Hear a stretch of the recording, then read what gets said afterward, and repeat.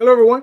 This is JD Colon, and this is Indy Comics Explained. And yet again, I brought another fantastic group of independent comic book creators. So please hit like, hit subscribe, share out the video, let everybody know we're here. And once again, I got this guy. He showed up. Hello, lo. What up, bro? What's doing? Hello, Streamland. How's everybody doing out there today? We're going to be talking some comic books today. We're going to be talking about some good stuff with some creators and some of the projects that they got running, right? Yes, sir. That's what we're gonna do. Good. It's Good. funny. It's funny because we have you as the co-host. Yes. I have Lori as a co-host. How you doing, Lori? Get out of here. I'm the assistant to the assistant manager. Gotcha. Every production assistant needs a production assistant. Hey, it's Allie. Hi, Allie. Mrs. Doubtfire? That's what I was like. That was a good Mrs. Doubtfire. Yes. All right, who else we got on tonight, brother? Yeah. So I said, no, Lori, did you introduce yourself? Oh, hi, I'm Lori Calcaterra. If you don't know me, oh my gosh, I haven't shut up for the last week and a half.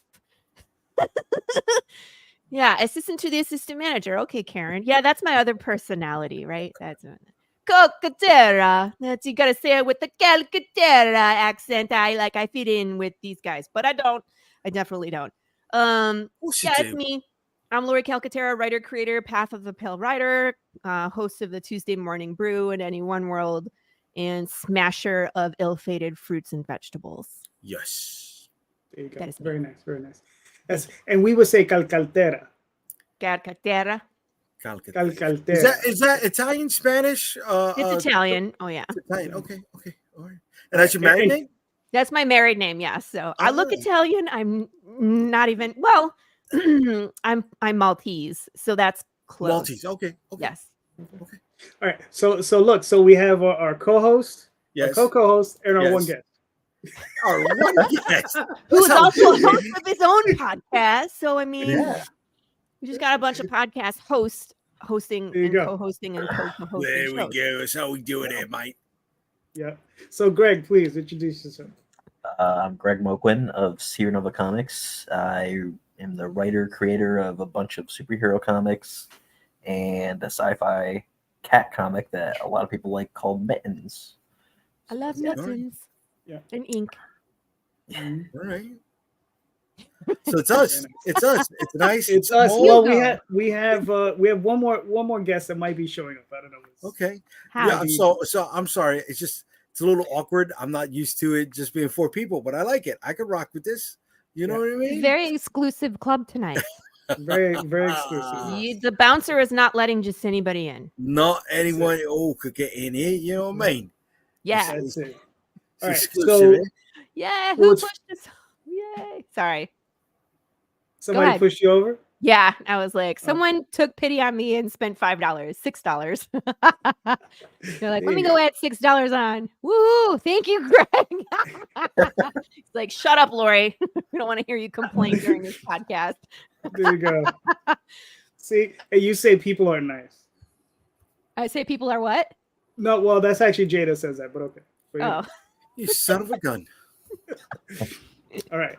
So it's funny. We were on Jay's show last night, right? And Jay asked this damn question. My show questions what Jay asked. He beat me out to the damn question. I know. I was like, isn't this what we're talking about tomorrow? This is exactly what we were talking about. Yes. What? Yeah. Yes. What? Yes. I had no idea. A. B. I think you're a little, I only posted this last Wednesday. Act like I go on the internet. Totally went and looked. Come on, buddy. I know. Who's the copycat? Or maybe it's just because you share a name, you also share part of a brain. You guys are together a lot. No? Am I totally off base there? Yeah. I'm sorry. Completely, yeah. I apologize. None of this is part of that at all. None of it. There's nothing over there. There's not. We know better. Us in viewer land. Thank you, because there's nothing in. I mean, nothing in there. Right, because you don't go on each other's show every week or anything. What's funny is the amount of times during the week we talk. I make comics so the voices be quiet. All right. So look, Hi, Michael. you know, what's up, Michael? So for the sake of our guest, Yes. I'll ask him the question, and then I have another thing that I could pull up and we can talk about. Do we Yeah, just let's do ask all of our questions to Greg and that's it? No, we all have. You're in the hot Yeah, seat, Greg. poor Greg. He's like, Get ready, Jesus, buddy. what I walk into? Right, but no. But Greg, we answered this question last night. It says, why do you create comics? Is it something you want to do, or is it something you need to do? Right, because there is a difference, and we should all round robin this. But we'll start with you, Greg. Both. So I like to do it because it's fun, and I need to do it because I don't want to go to my day job at some point. Yeah, so I would like for this to be my thing.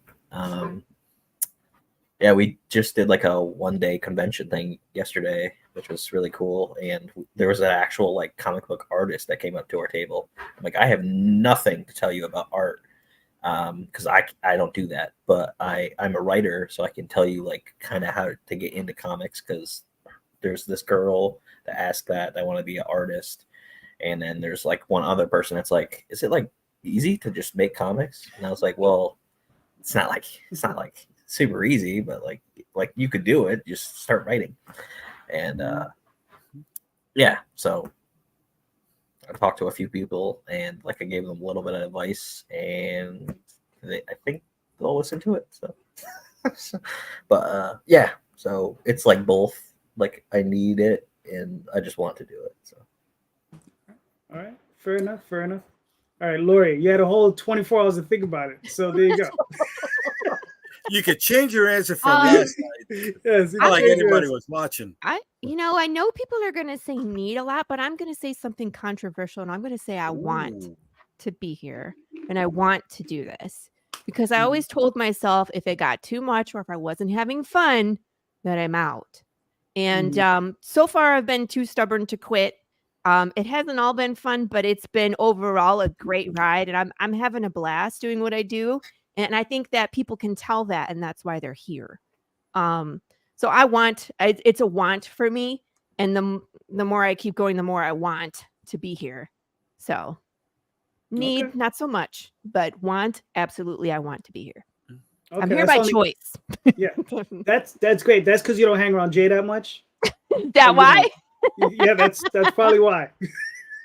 I hang around. I think we have a good crew. I think that the indie comics community overall is a very supportive and fun group. We're all slightly, unhinged, and I think we have a good time. If I think the community, well, we are all unhinged. We are. I mean, odds are you're a weirdo if you're here, right? Yes. Let's be honest, Yes. me included. So I kind of found my people. But I'm just saying, like, we have such a good time. It's like, why would I quit? I want to be here. These are my people. So All right. Jay, what are you thinking? I don't want to do anything else, man. Yeah, I don't. I am right, and I've got 20 years in on a day job that I have fought tooth and nail every day. Right. I feel like I think we're all of a certain age over here.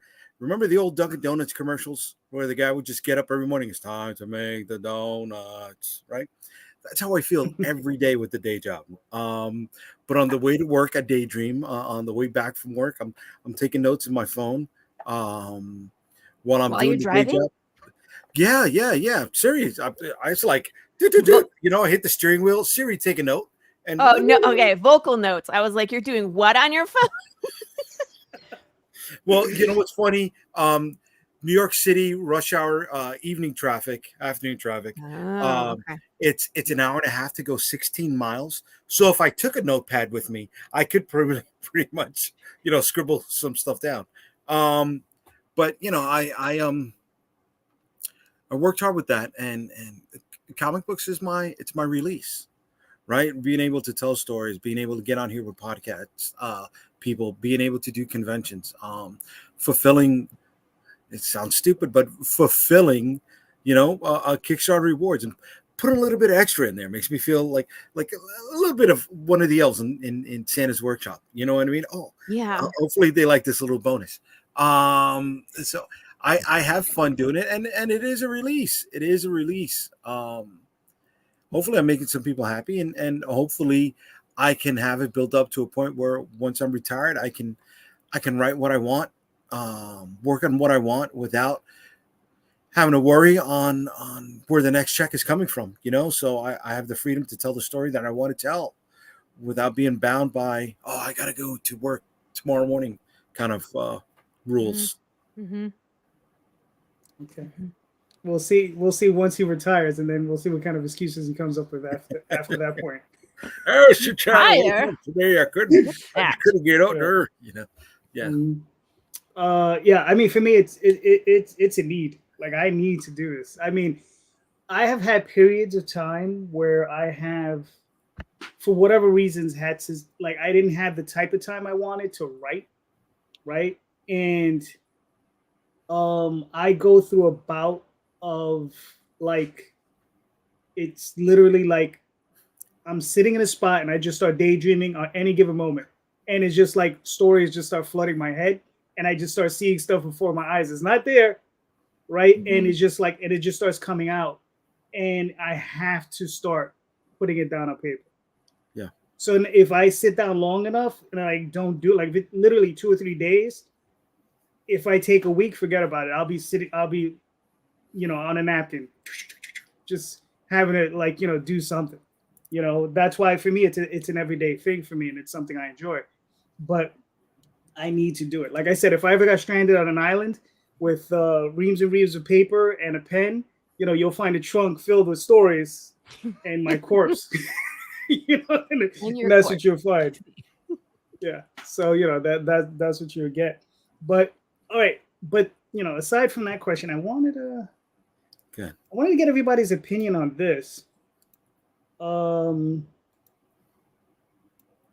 This is from a gentleman. I saw this online. A lot of people were passing this around. This is from Nate Powell. I'm pretty sure you guys have seen this. I'm sorry, I haven't. No. Okay. So this is his breakdown from. I'm sorry. Whose breakdown? This is a gentleman named Nate Powell. Nate Powell. Okay. Yeah. He's a professional. Okay. Artist, graphic novelist, whatever you want to title it. I mean, he's done work for like big companies, Fantagraphics, like Scholastic, that sort of thing. Mm-hmm. And this is his breakdown. Now it's a few years old, so a couple of people have commented that these numbers may be worse now. Right? Oh my God, worse? Yeah, worse. Right. So he's saying here that his upfront fee from a publisher, and this is like Abrams, Penguin Random House, $30K. Upfront. Okay. Now it does get broken down into 3 payments. So you have your signing, you get a third on signing, a third upon completion, and a third upon publication. Right?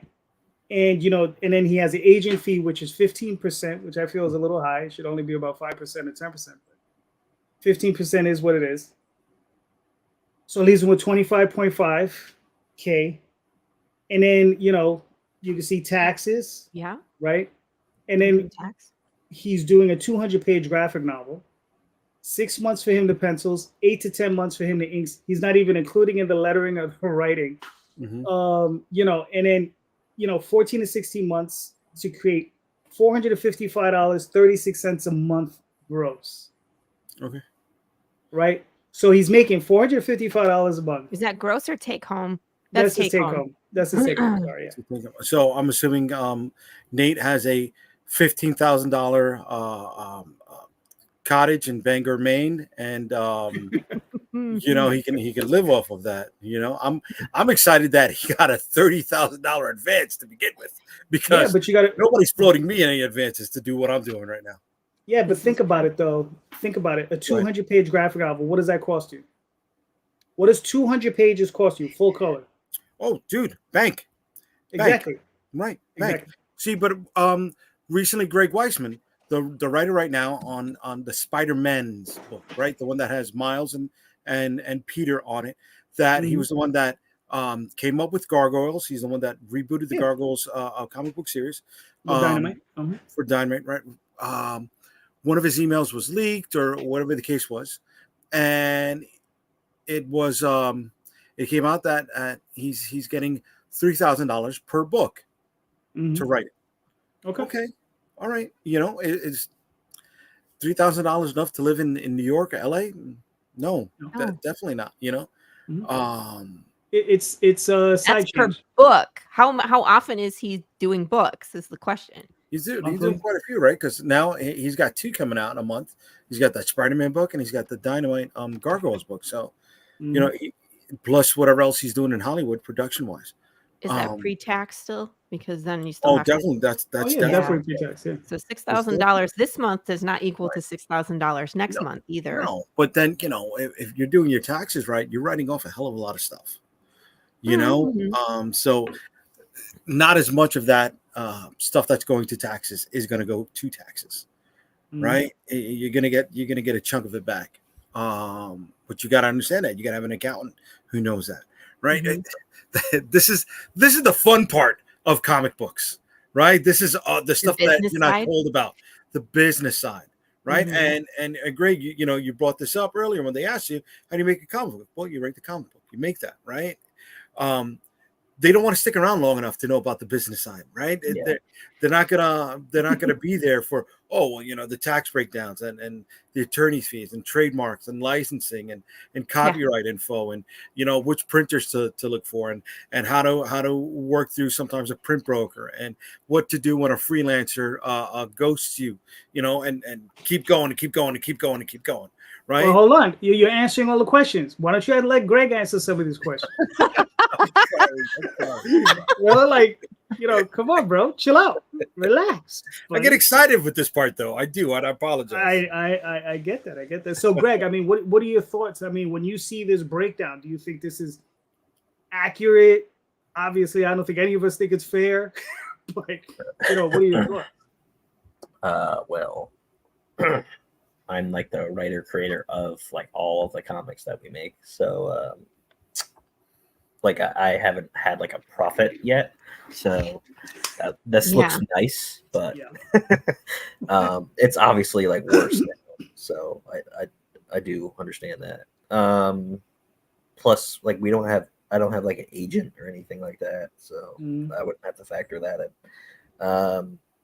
But yeah, I could have like went more in depth with like the 2 people that came up and asked questions yesterday, because there's like the whole like when I first got into comics, like I didn't know like there's like a whole lettering thing, and I'm like, I thought I'd just hire one person and then they like do everything, because I was more into video games as a kid, not comics.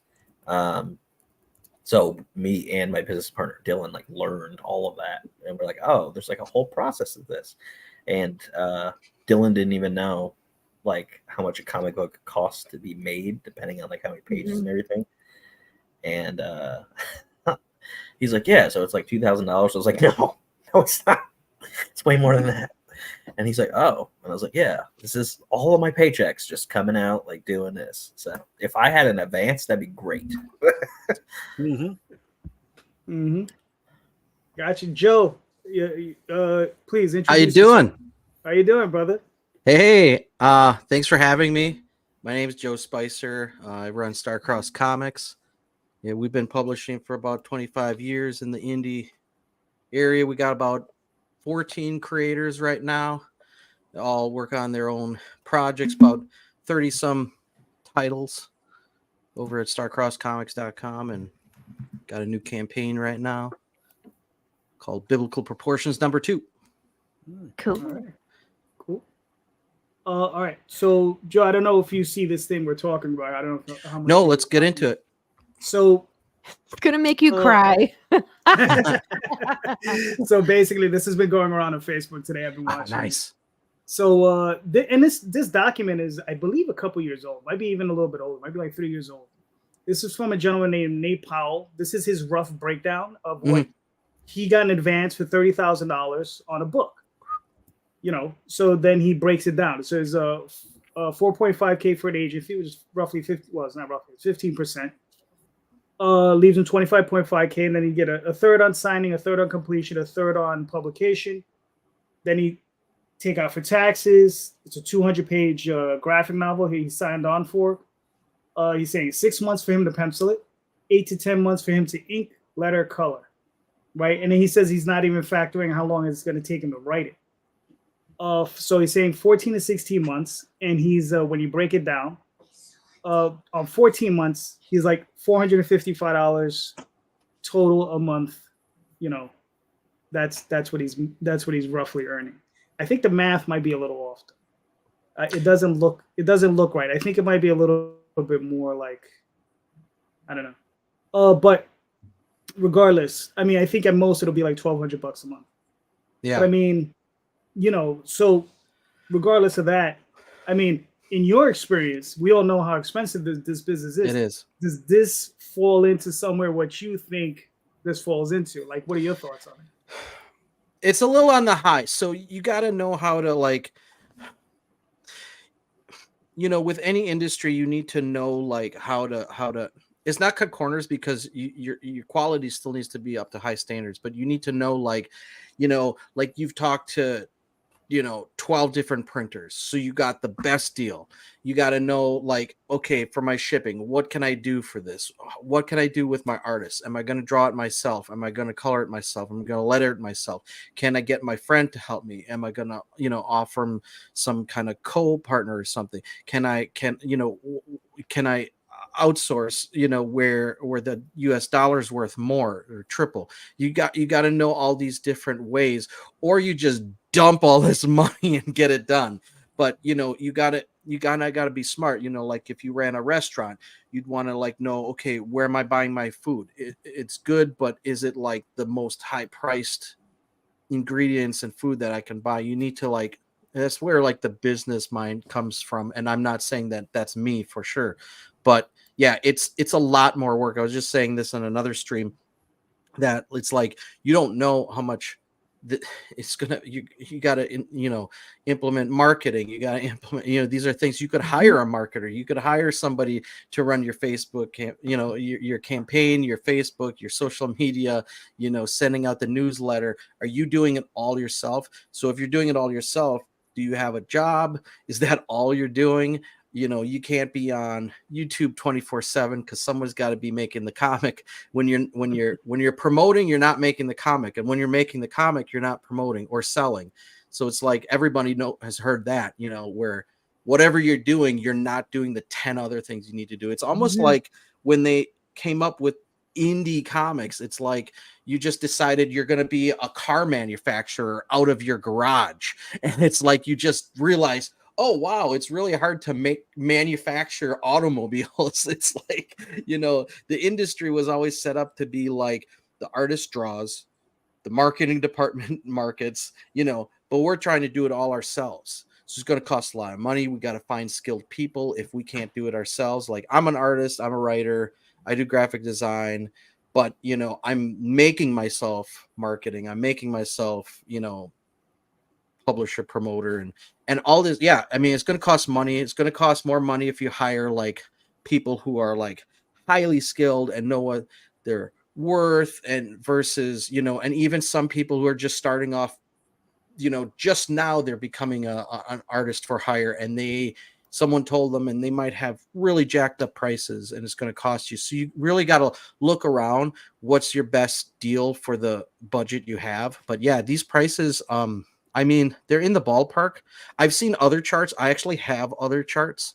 And they're not as high, but I totally get this. I totally see this. And yeah, you're not making, you know, when I would talk to some of the pros that work from Marvel and find out, and it's like, you know, like the highest paid guy, like if you're a manager at like Walmart, you might be making the same amount. So it's like they don't necessarily, because you're paying per art or pay per script, and it's like it might be a high price when you hear the number, but when you think about hourly rates at companies, you probably are getting paid more hourly at places than you are per script, per, you know, piece of art. And how long did that take you? All day if you're fast, and you only got paid once, you know. I mean, especially when you factor in things like PTO, sick time, 401k plans, You get none of medical, that when you're dental, all that stuff. Insurance. doing comics. Benefits, medical, Benefits, dental, insurance, vision. Yeah. Hello, medical, all dental. of that stuff adds up. All that stuff. Yep. Yeah, I sacrifice everything to make my comics. If I don't have the money coming in, I'm doing it myself. I'm making it. I'm hiring somebody.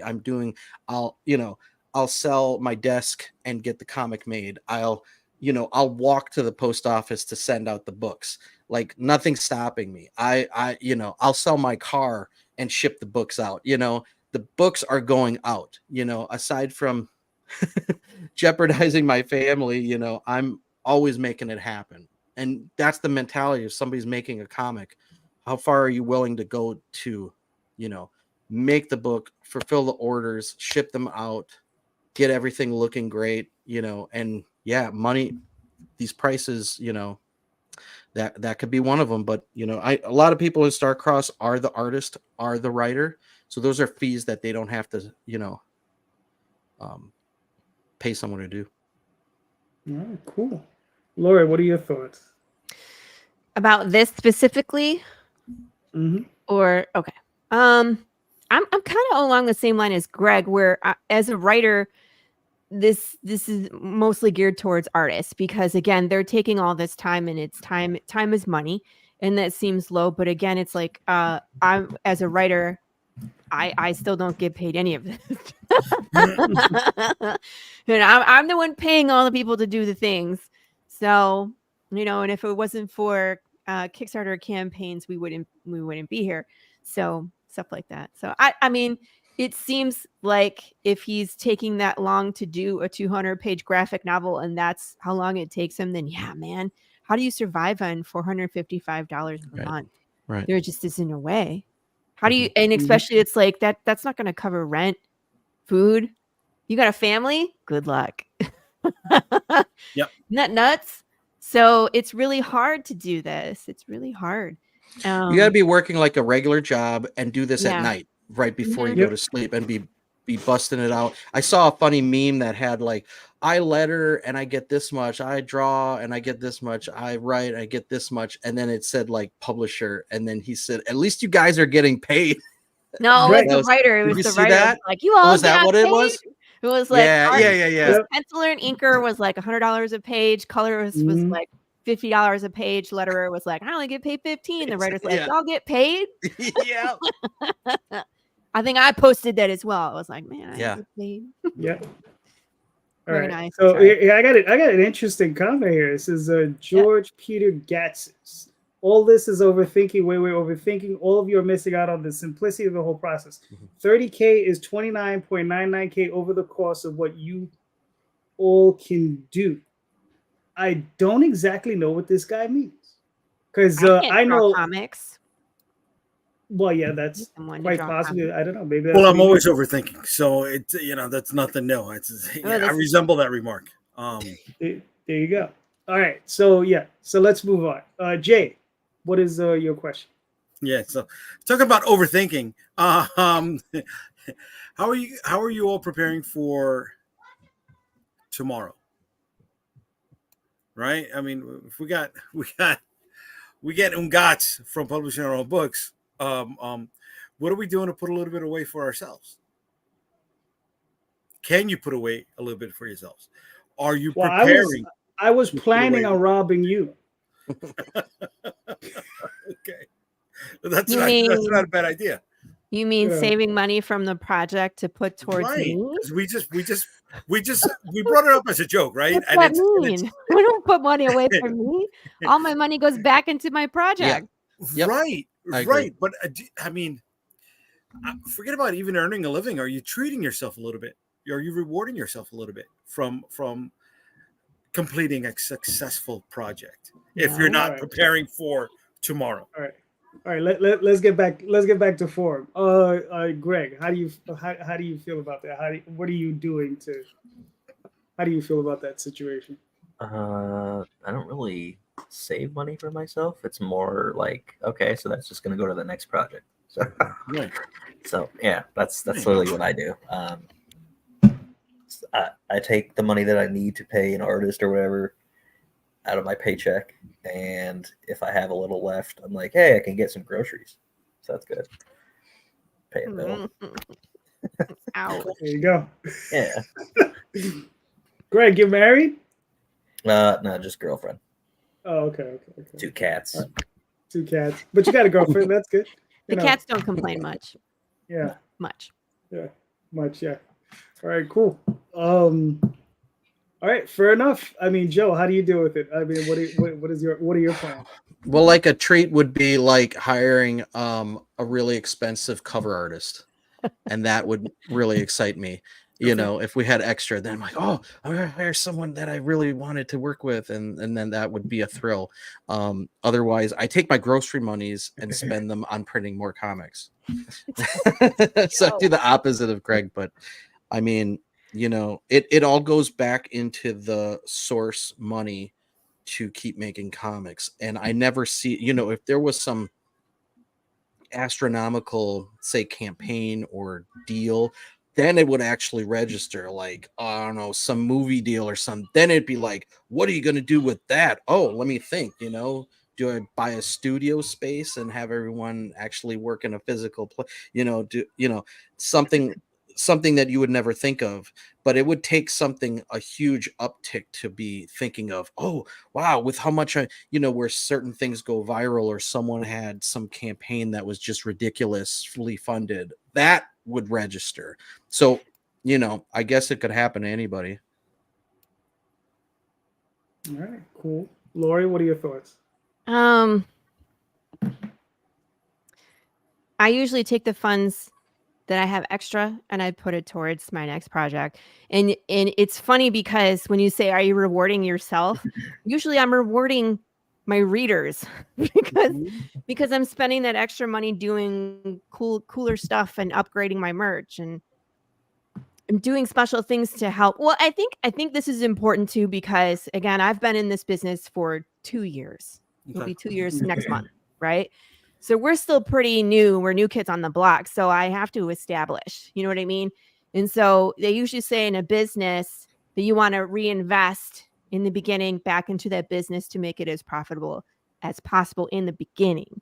And then once you grow, then it's like, okay, then I can start taking funds from that, put towards myself. But we're not at that point yet. Right now, we're still reinvesting in the business, growing the business, all of that stuff. Can I address the I can't draw comics comment? Well, Because- actually, let's finish going through, and then Right. we're gonna go address that. 'Cause, would yeah, I like got to something address for that. that one too. it's So on it's you. my turn. Yeah. Yeah, it's on me. So, you know, like most people, I work a day job, right? 401k plan, savings, blah, blah, blah, you know, IRAs, all that jazz. You know, we're doing all that stuff. You know, that's how I save. The money I generate from the Kickstarters go right back into that, and that just goes right back to the artist. Once in a while, I got to kick in some money. I'm probably at about 90%. You know, 90. I'm trying to get it. I've been trying to push it to 100% for a minute, but of course, what I do is the second I get to 100%, I will add more, right? So what I'll do is I'll add another artist. You know, I'll add some coloring. So then it becomes, oh, now I'm back at 85%. Now I'm at 90%. I'm at 95%. So it's getting back to 100% again. But that's what happens though. So the second I get to 100%, it's like, I made it to here. Oh, let's make it. I'm doing great. Let's just make it worse for myself. So it's always that situation for myself. It's always a thing of, you know, can we do more, right? Because the Oswald Chronicles long project, already like 2,000 pages into it. I probably got another 2,000 pages to go, and so, you know, I have 2 artists working on it, and if I can get another 2 on it, you know, I'll do it. But that requires funds. So as much as I can make is as much as I'm going to spend. So, and yeah, so Jay, there you go. All right. Well, you know what? This is June, right? June is Mental Health Awareness Month. Yes. When we're working on our projects, a lot of times it's solitary work. We get in there and we're just like, blinders are on. I got to finish this. I got to finish this. Or but that keeps society safe, though. Safe from who? Yeah. But it's like, if we don't take a moment right? Or going back to that meme that you guys were talking about a moment ago. Oh, you guys get paid, right? If we don't take a moment to at least treat yourself, thank yourself for doing it. Who knows if we're going to reach the end of this, right? But just you got to know what you're working hard for, right? I mean, whether it's a nice meal that you go out with that someone special, whether it's a bitchin' Comic-Con that you just had, and oh my God, you want to treat everybody that went with you to the con, to the Cracker Barrel, or whatever. You just whatever it is, you gotta take that moment to reward yourself, especially now with mental health awareness month more than anything else, right? You gotta highlight that. You gotta make sure that you thank yourself for the hard work that you've done. I don't know about everybody else. I'm not saying this for an ego way. I mean, no, but hold on, Jay. I mean, I can't speak for anybody else. I can speak for myself. My work is my reward. Okay. Me doing the work, me being able to pull my books off of my shelves. Yep. I'm on my 5th trade. I'm looking to do 2 more this year. I know Greg and I were both like, wow. I mean, I saw you. yeah, I mean, you pull, for me, just being able to reach over to a shelf and grab those books off the shelf, that's my reward. Okay. That's how I feel about it. You understand? Okay, I can't cool. speak for everybody. I'm glad. No, I'm glad. I'm not trying to take away from that at all. Right. For me, it's all right. We completed. We got a couple bucks left over. Let me take my wife to this nice restaurant. Right. Let's have this nice moment. Right. And attribute this nice moment to the couple extra shekels we got from this campaign. That's all. Right. That's horrible. She got a day job for it, bro. That's terrible. Save that money. Save that money for the artist. How dare you? Dude, you know how many times from the day job where I'm picking up my wife after the day job, right? From her day job. And it's all right, just grab what you're gonna get and we'll eat it on the car on the way home because I've got this much work to do once I get through the door. Right? That's not fun. I'm not working hard so I can wolf down food in a car on the way home. But I've spoken to you for the last 2 weeks. You didn't say you didn't do any of that stuff. You just said you were bullshitting and just, doing nothing. But I think that taps into one of the things that we often talk about, which is time management. As an indie creator, that's one of the hardest things that we deal with is because we wear so many hats. And I think what Jay is trying to say is, how do you stay sane wearing all those hats? What do you do to keep yourself motivated and not burnt out? Because it's so easy to get burnt out doing this. And that was actually one of the questions that I wrote down as well. When things get hard, what do you do to motivate yourself to stay in? Lori, thank you for being able to translate Jay's nonsense. I translate into a cogent question. I love that. I was like, I didn't hear a question. Let me turn it into a question. Here we go. Yeah. I'm the assistant manager I'm assistant to the assistant manager. I'm gonna hang out more with Lori than I am with Calderon. So that's it. I'm not gonna lie, I'm pretty cool. I mean, look, Lori already got your spot, so it's just all she has to do. Take it, girl. Take it. It's all right. Woo! We established last night that she can kick my ass, so she got the one I'm gonna bust. Your chops I'll bust. Hers. There you go. No. Shall we talk about the no balls, all blades? And we can talk about that. So Lori, you wanted to answer. I wanted to talk about this because I don't know if people know this, but I actually have a fine arts degree. I went to school for fine arts. I can paint, I can draw, I can do. Actually, my area of concentration was metalsmithing. So jewelry, blacksmithing. I know how to do all that. And yes, I can draw. Sequential art is so different than the fine arts that they teach you in college. So my skills are not capable of telling the story in the way that I want to tell them. And I know the difference. So when it comes to a good comic, we all can agree, well, I hope we can all agree, that story and art are an equal footing. The art is what gets people on the door. The story is what keeps them there. So I know my strengths. And I know that I would not be able to do my story justice. So I went looking for someone who was an expert in their field. And that's why I hire an artist, because I can't draw comics, because I don't. And if I had decided that I was going to draw comics, I would have probably devoted another 10 years to the study of sequential art because it takes a long time to master that skill. And I didn't want to wait that long. I wanted my story out there. So Yep. I did what I thought was best for our team, and it works great. So I can't draw comics, but we have a great comic and you should check it out. It's called Path of the Pale Rider, and I'm going to sell you on it. There you go. There you go. There you go. All right. That's what I got. So, That's what I got to say. all right. I mean, for myself, the only thing I can say is that no, it doesn't end my potential. I write prose. I could have just continued to write the Oswald Chronicles, started out in prose, and I could have continued it that way. It's just that my original venture, thing has always been comic books. And like any person who's worked in comics, no matter how much you try to get away from it, it always pulls you back in.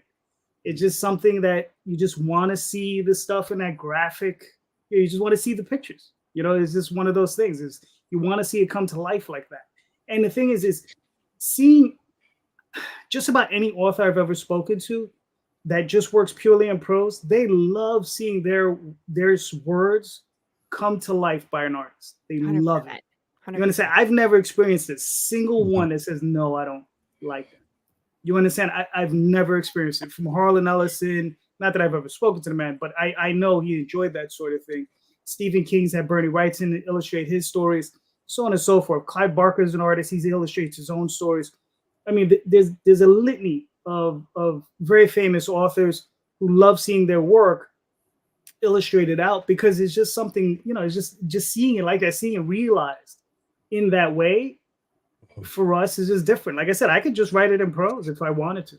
So, I mean, I'm pretty sure if anybody else wanted to, you could dedicate yourself to prose. It'll take a while, but you'll get the hang of it and you can just do it, And that's that. Yeah, I don't want to write prose.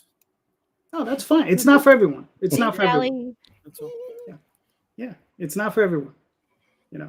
All Mhm. right, cool. So, Lori, you're up. Oh, actually, I don't know. Joe, Greg, did you guys want to comment on that? On that?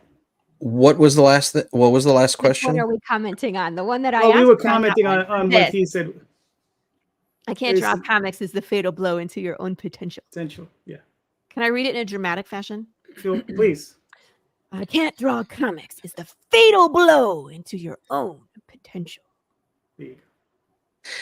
I draw my own books, but I also hire artists. So I hire, up to 10 different artists for books that I wrote, but I don't have time to draw because I'm slow, and my ego's not so big that I have to be the one who draws it because I'd rather more issues come out. So I'll hire an artist to draw stories that I really want to see come out, and then I'll slow work my other books. Or sometimes I'll draw the cover, but I'm more thrilled by hiring an artist that I really love to do the cover. So I flip flop from doing the books, or sometimes for my budget, I'll color the whole book or I'll letter the whole book because I don't want to hire it out. And sometimes I'll letter for other people or color for other people, but I don't have time because then I'm not working on my next issue. Mm-hmm. Oh, cool. Greg, you have any?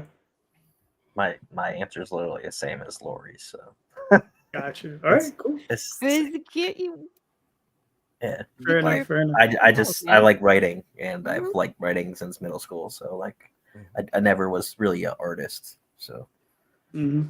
Yeah, I'm gonna have the person that actually knows what they're doing do it. Mhm. Yeah. When I was in junior high school, I met a guy, and he was an artist because I was drawing up until that point. Then I saw his artwork, and I was like, yeah, I can give this up. Because he was just that good. I was just like, yeah, I don't have to do this anymore. So I just continued writing. Greg, we have your stuff, Ink. So Ink. talk to us. So we are on the 3rd issue. This is the last issue of the first plot arc, which is really cool. That's and a reward for me is getting to the end of the plot arc. Nice. Yeah, so it starts off with a tattoo artist, like just a regular tattoo artist. He has like this premonition nightmare, and he is like destined to become like gatekeeper of the realm, and he is like cursed with this key tattoo on his forearm. He has to go to this location that he's like he has to go there or he dies in 3 days. So obviously he does that. Spoiled issue 1. Spoiler alert. And then 3 years later, he comes back home. There's this cult that he's been training to kind of like deal with. They're in his hometown, and they're trying to mass produce this drug called Imp. It actually is like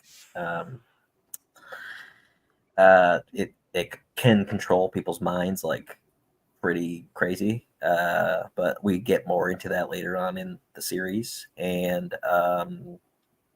so he looks to hunt them down, but before he does that, they took his neighbor that he kind of has a crush on. Took her, so he has to go save her, and then it bleeds into the 3rd issue, right from the 2nd issue, the end of the 2nd issue, 3rd issue starts, and now he's looking for the producer of Imp, and some bad things happen to him. So that's why the cover is like him on like a scarecrow post. So. All right, Ominous. Yeah. cool. I was getting Jesus vibes. No. You're gonna get crucified? Greg, you're gonna crucify this man? No. Don't answer that question. Don't answer that question. No, what's funny is the sticker. Daffy, scroll down. Yeah. There it is. That's the Yep. Imp sticker. I mean, Yep. is that crack? So 21 Jump Street, they had like the little like wafer kind of thing, and I was like, Uh-huh. oh my god, just take this and like Oh, make your own acid. thing. Okay. And I was like, oh, okay. Nice. Okay, cool. Yeah. We don't promote here. I mean, we don't promote drugs here on the Indie Comics Network. No. No. She says that and she takes a drag. That's hilarious. Yeah, so we don't promote drugs. That's funny. Daffy, can you play his video?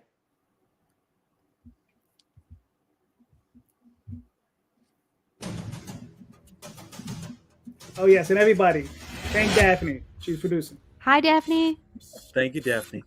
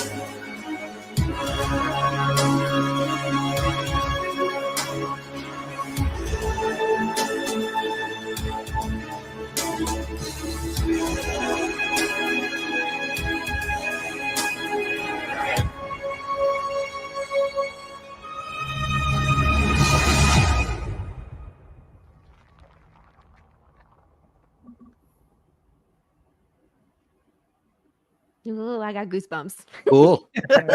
Yeah. Very nice. So, Greg, how long did it take you? I'm asking you this question because I got asked this question last night. How long did it take you to complete all 3 issues?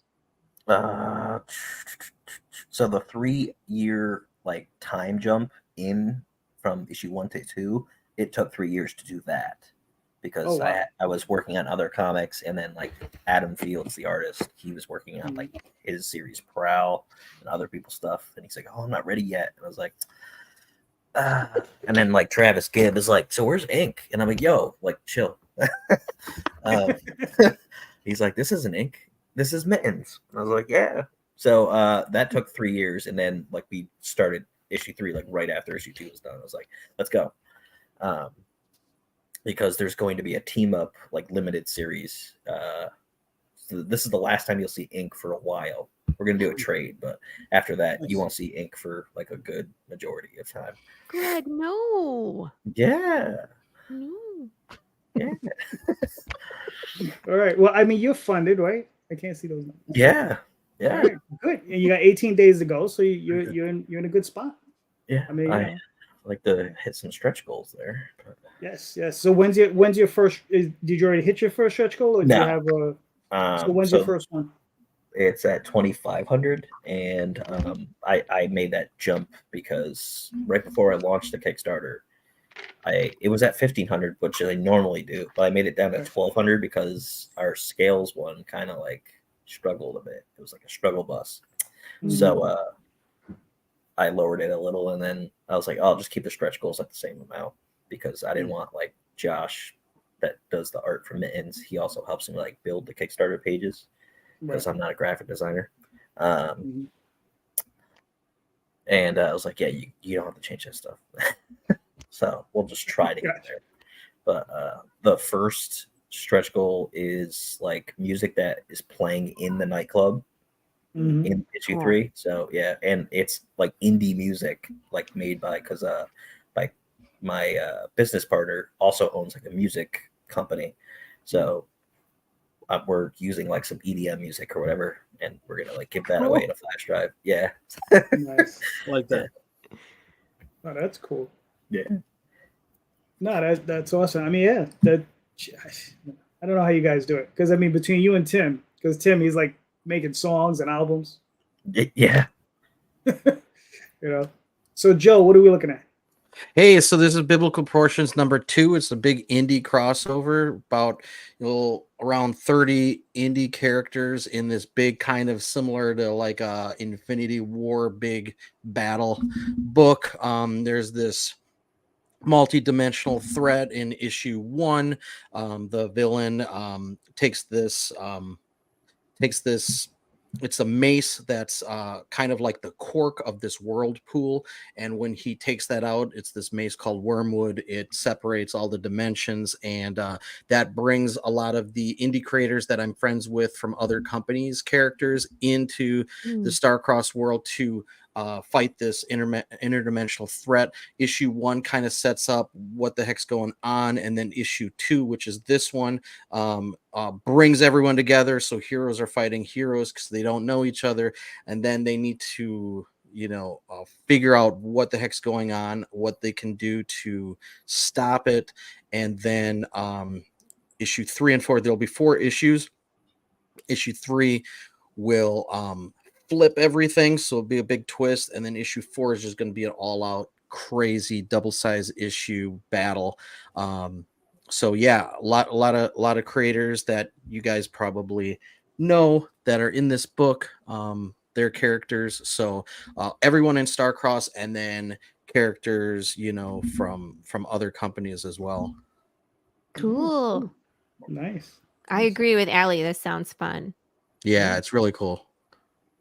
So I mean, all right, so it's a 4-issue limited series, right? That's right. Because anymore, and I would go nuts. Well, the writer who took over for me for issue 2, 3, and 4, I'm like, can you make it like 4 issues? Because I kind of want to wrap it up. Right. I'm already exhausted from the first issue. There were so many characters, and he's like, "Oh yeah, no problem, I can do that." And he's a really good writer, and he didn't sweat it. I was sweating it the whole time.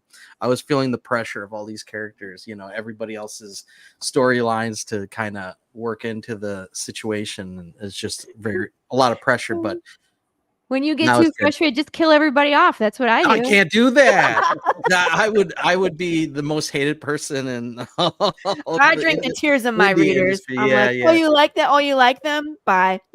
Well, so these are a lot of creators that I'm friends with, and that I collect their books. And I show them all the scenes that their characters are in, and I get them to approve it. I haven't had anybody say, "Oh, my character wouldn't do that. I wouldn't have them do." They all were like, "Oh, that's awesome." Like they all signed off on it.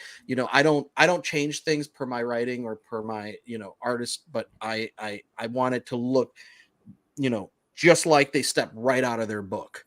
So whether it's Trash Man or Godsend or Yeah, we got that's Luke's. American Is it? Knight or the Symbol or Gun Ghoul. I want them to act just like they do in their indie book, you know. Cool. So how hard was it hurting all those cats? That was crazy. So, like I said, I did the first issue, but the second issue was not written by me, and the third and fourth, same writer as Evan David, who does the Black Blossom, and he does writing professionally for shows and stuff like that. So he loves that kind of stuff. So he didn't sweat it, and he wrapped it up really good. Everything makes sense and works. It's just there's a lot. I mean, that's why I don't like doing team books. I always have kind of single characters and they have a supporting cast that might be a team, but it's a main character focus. I know people who have teams. I'm like, I don't know, like the X-Men and stuff like that. I don't know how you keep track of all those characters and give them something to do. It's crazy, but I always wanted to do something like this. You know, we have a team up book where it's like, you know, like the old Spider-Man and Ghost Rider or Ghost or Wolverine and the Hulk, you know, and there's team ups. I always love those. So I love doing that. And this is the bigger version of that where you have all these indie characters that I know, that I talk with, and that we put into the story. All right, cool. Daphne, can you play his video?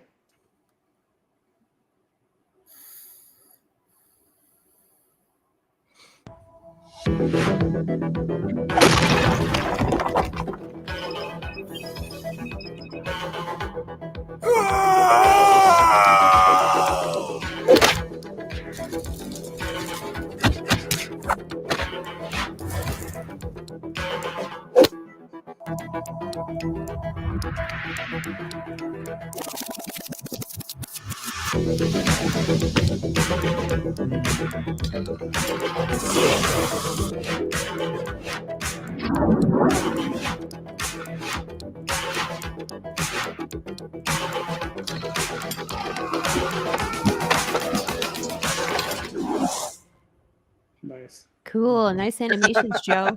Who does your videos? You do your videos too? No, a friend of mine does.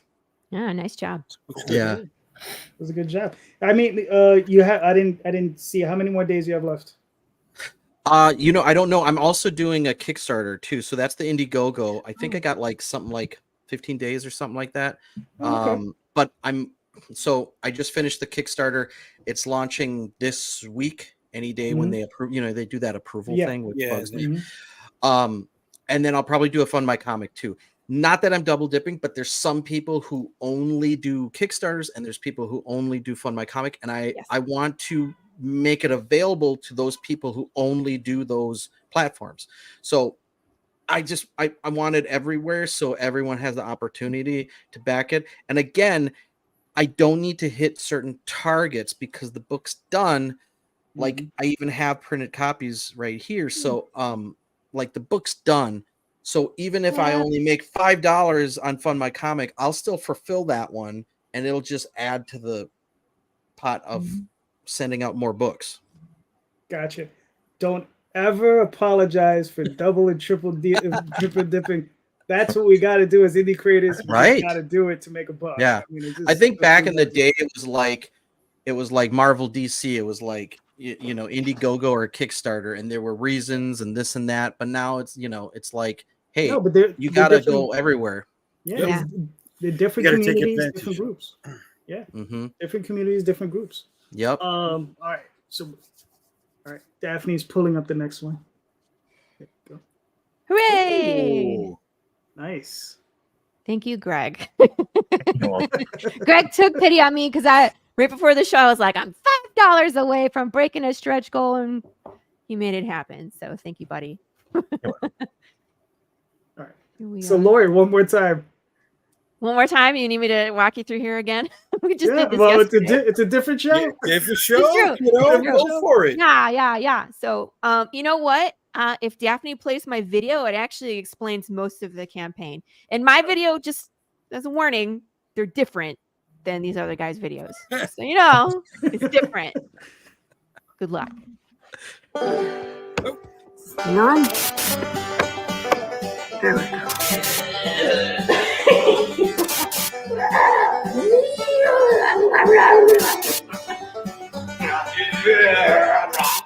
Hello, I'm Lori Calcaterra. I am the writer-creator of Path of the Pale Rider. Please excuse if there's any interruptions. We have an undead annoyance here in the studio today. Welcome to issue number 5. I am so excited that we are this far into the story. Things are about to get wild. What do you mean get wild? Things have been wild already. Security. Okay, so if you're new here, Path of the Pale Rider is an all-new Western apocalypse comic series where death is broken. So that means when you die, your soul doesn't leave your body. And that's for people, animals, insects, fish. It means you're still in your body as you decay. That is no escape. Damn it, don't do that. Anyways, so we start issue 1, 10 years into the apocalypse. And we're following this cowboy named Jude St. Clair, who's like the last guy still looking for the answer. And, enter Big James, consequences ensue. Issue 2, we go into Santa Claus, we meet Dwayne Fink, and we're right on the cusp of knowing what he knows when we drop into a flashback. Issues 3 and 4 goes into gory detail about how the apocalypse started, and then of course the trauma that comes home, and then Jude St. Clair jumping from the frying pan into the fire. Issue number 5. Oh my gosh! So we pick up where we left off. We're about 9 years into the apocalypse, and Jude St. Clair runs into some familiar faces. He encounters more undead resistance. And then we finally catch up in time. So you get to know what Dwayne Fink knows, And then Jude is off on a new mission. And Santa Claus, well, you're going to have to read that part for yourself. No spoilers. Consequences. Shut up, Ellie. Okay. So what's new to the campaign, you ask? What's new to the campaign? That's it. Rude. Say consequences again. I dare you. Okay, so new things to the campaign. You are all familiar with the catch-up tier, which is the individual issues, playing, like catch-up. But we also have a mustard tier, because why not, which is the trade paperback plus issue number 5. We have a hot sauce sampler. So in addition to Path of the Pale Sauce, we have added 2 new flavors.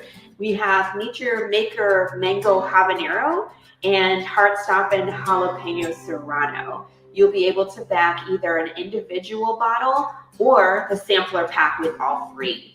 The secret reward has been updated. It's super cool, but I say that every time, but I'm really excited to make these. Remember, Path of the Pale Rider is a fan interactive experience that covers our riddles, and you can interact with the world just like it's real. All the riddles and short films are on the Kickstarter page. You just have to scroll down far. Thanks in advance for supporting Path of the Pale Rider and the indie comic community. I appreciate you taking a look, and hopefully there's something there for you. Consequences! You know what?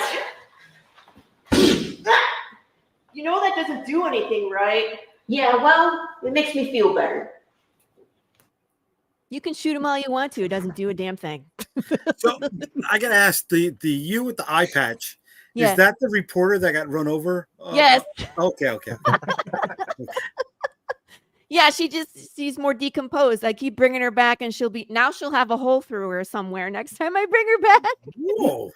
All right. You have fun with this, and I love that. I love that. I have a ton of fun, and like I get better at the green screen work every time. Like I figure more stuff out, so the video quality gets better, and like the video inside the video. So there's quite a bit of planning that goes into my welcome videos. So I hope people enjoy them because I have fun with them. So yeah. So Path of the Pale Rider is a world where death is broken. Your body dies, but your soul doesn't leave. So you're still you. You're not a zombie. You're not craving flesh. It's just you. But as your brain rots, that's when you start losing your memories, or you can become violent or vegetative. It's chaos because it hits everybody differently. And it's people, animals, insects, fish. Nothing dies correctly in this world anymore. Something has fundamentally changed.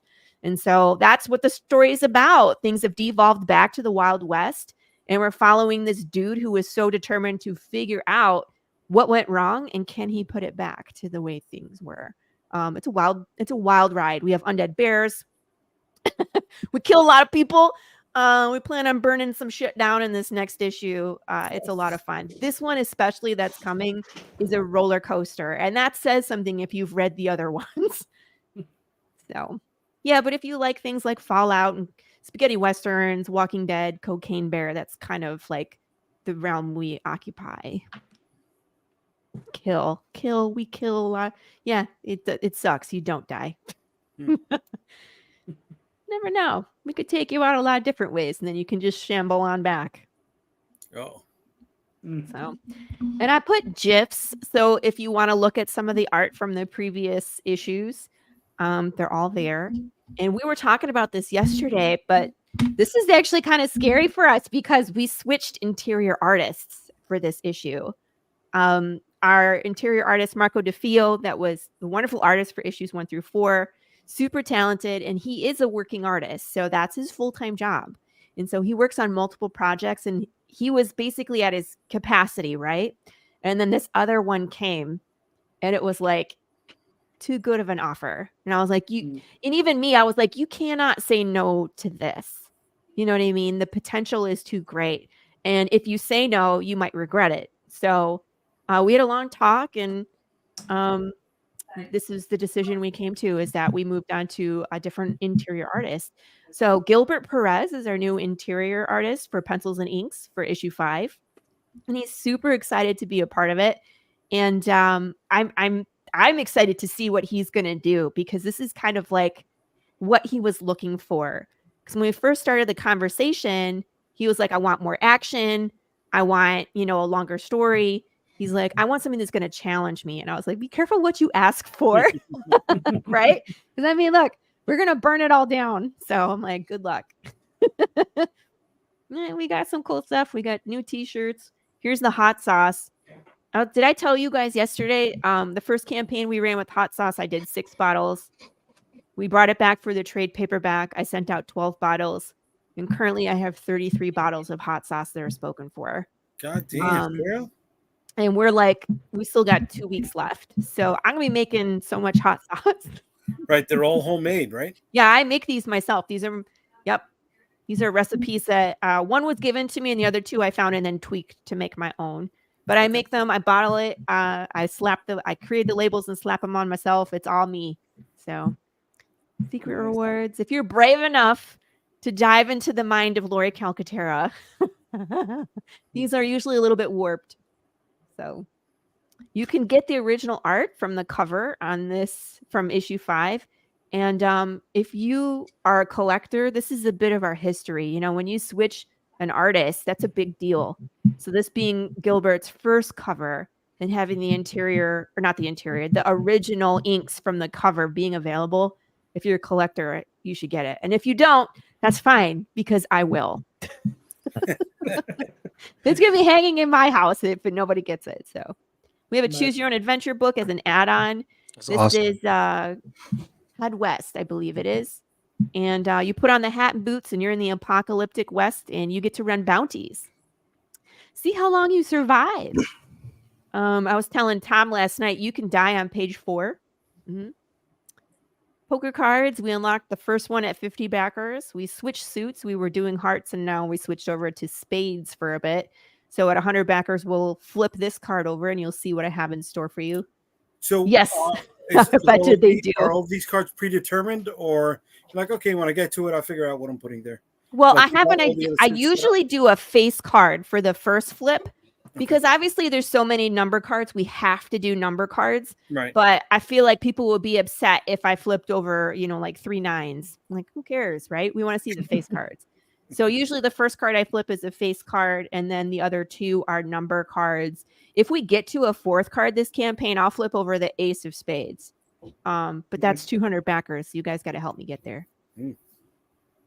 Slice and dice. I'm going to switch those around. I still didn't do it, but slice and dice is where the backers get to vote on a name for an ill-fated fruit or vegetable. We've done pineapple, watermelon, and pumpkin.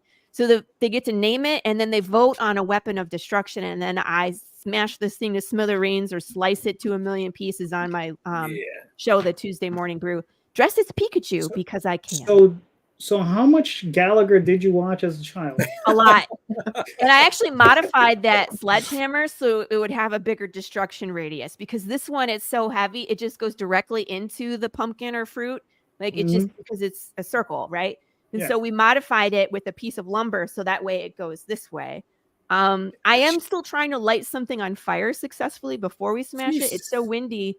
Usually, I don't know, the last 2 times it's been so windy, I try to light stuff and the wind just blows it right out. So, but this campaign ends the first week of July, so it'll be right after 4th of July. I'm just going to stick like 600 sparklers in whatever it is, light that, and then smash it. I think that would be fun. Okay. So, all right. So this is issue 5? Issue 5. So when do you expect issue 6, and how long is the series supposed to run? Well, the first arc is 12. Okay. There's 3 arcs. So when I originally wrote this, it was a full-length movie, and we broke up each act of the movie into 4 issues. So it's pretty long, but there is an end. The end has been written, so it's not an ongoing. It's not going to be 1,000 issues. It's not freaking One Piece, right? So issue 6, we will probably Kickstarter at the end of the year, and then finish it up the beginning of next year, and then we'll be on to issue 7, which is incredible because that one is my favorite issue out of the first arc. It's insane. And I've said this from the beginning. Is done already? Or No. No, we're working on 5 currently. Like it's still in production as we're Kickstartering. So we're gonna finish 5. It should be done before October. That's what we're hoping. Gotcha. And then end of the year, we'll probably run one more Kickstarter for 6, finishing that one the beginning of 2025, and then we'll run number 7, 2025. We have been producing about every 6 months. This year was a little different because we did our trade paperback and we launched that in February. But the turnaround time for that was quicker than our normal because the art production was already completed. So we should be able to complete 3 Kickstarters this year, and then start, next year with finishing number 6 and then going into number 7, which is going to be wild. I have some crazy ideas for number 7. I thought you were going to start competing with Carissa. No, I can't do that. I don't know. You see how many extras and add-ons she has? Lori's getting there, bro. I got a lot of add-ons just because it's like overflow stock. You know what I mean? Because you order stickers by like 100, and I sent out 70 stickers for physical backers on the trade. So I have like 30 left. You know what I mean? So I threw some on the campaign, and people are getting them, which is cool. It's like some of these things that are, exclusive to returning backers. I'm opening up stuff like that. There's just, it's cool stuff. And it's usually like, it's small. You can add it on for pretty inexpensive, like $1, and no extra ship. So it's just fun to get an extra Big James pin. Yeah. What's funny is I just keep throwing that stuff in as extras in mine.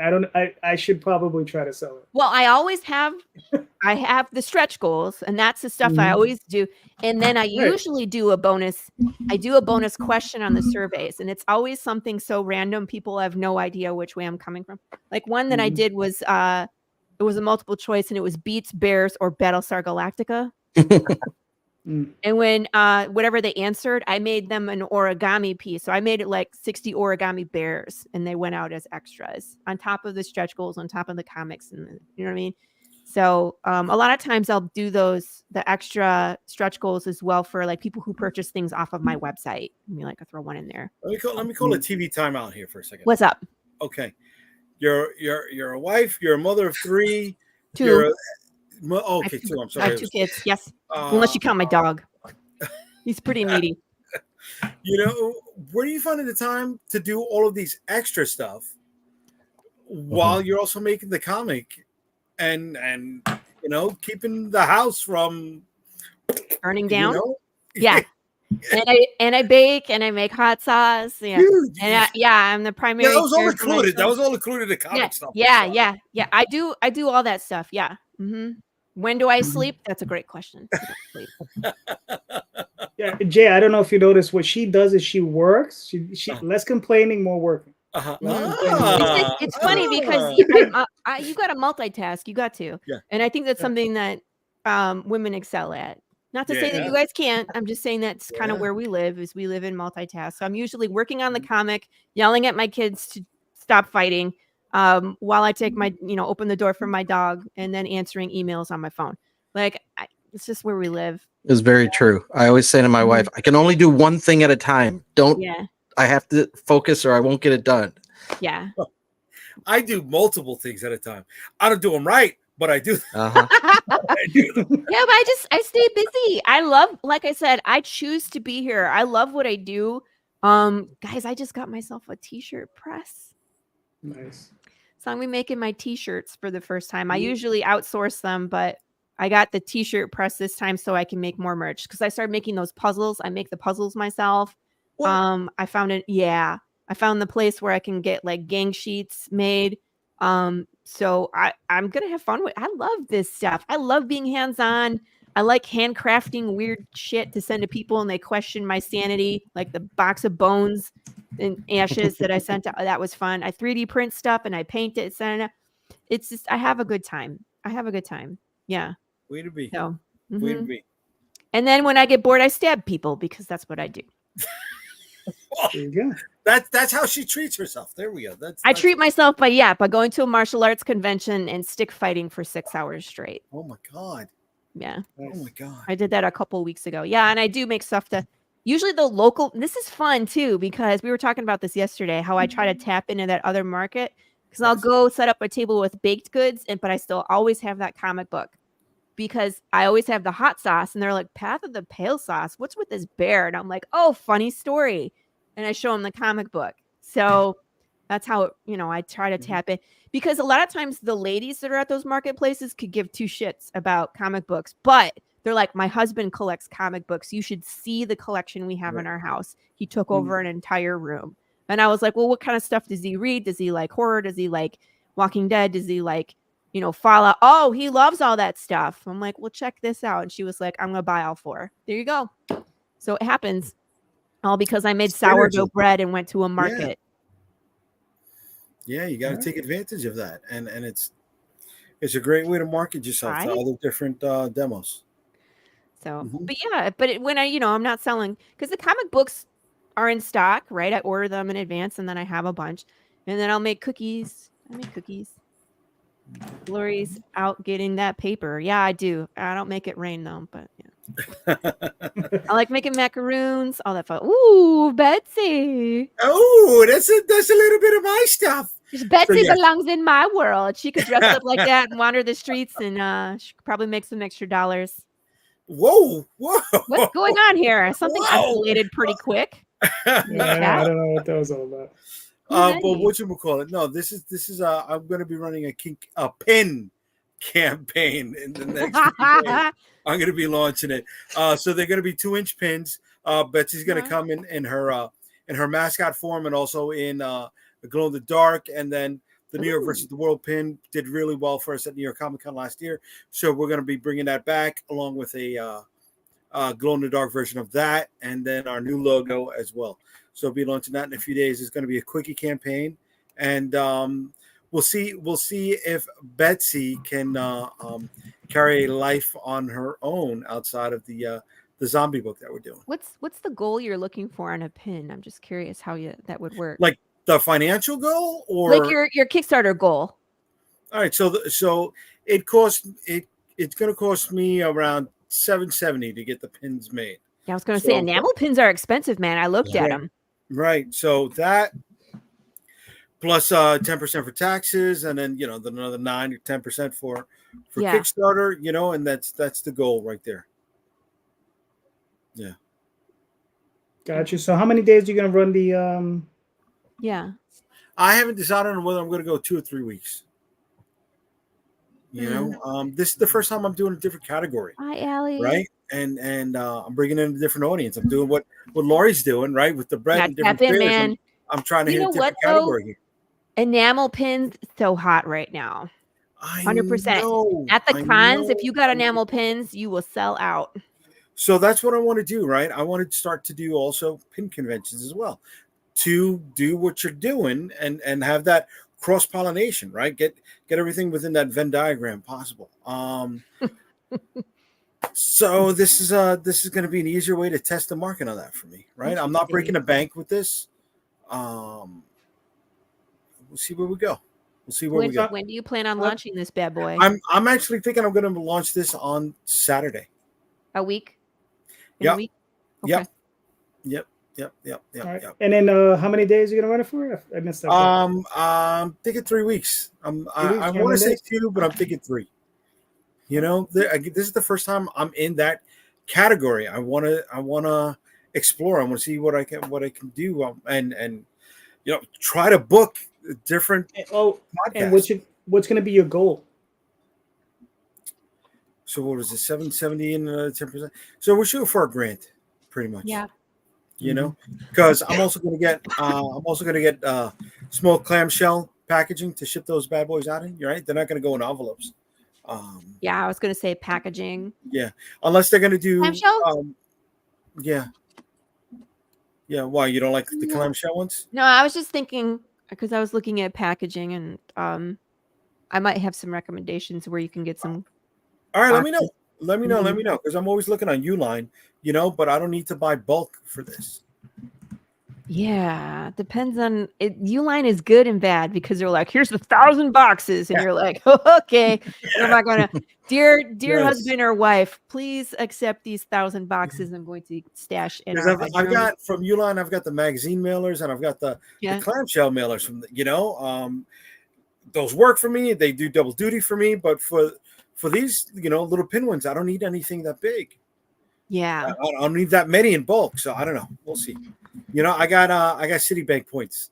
Maybe I can use that by there you go. smaller batch ones. Gotcha. I was looking at some boxes on Amazon from like a jewelry supply store. Oh, we'll talk off. We'll talk after this. I definitely want to pick your brain on something. Okay. All right. So great, Lori, your turn. Do I get to ask a question?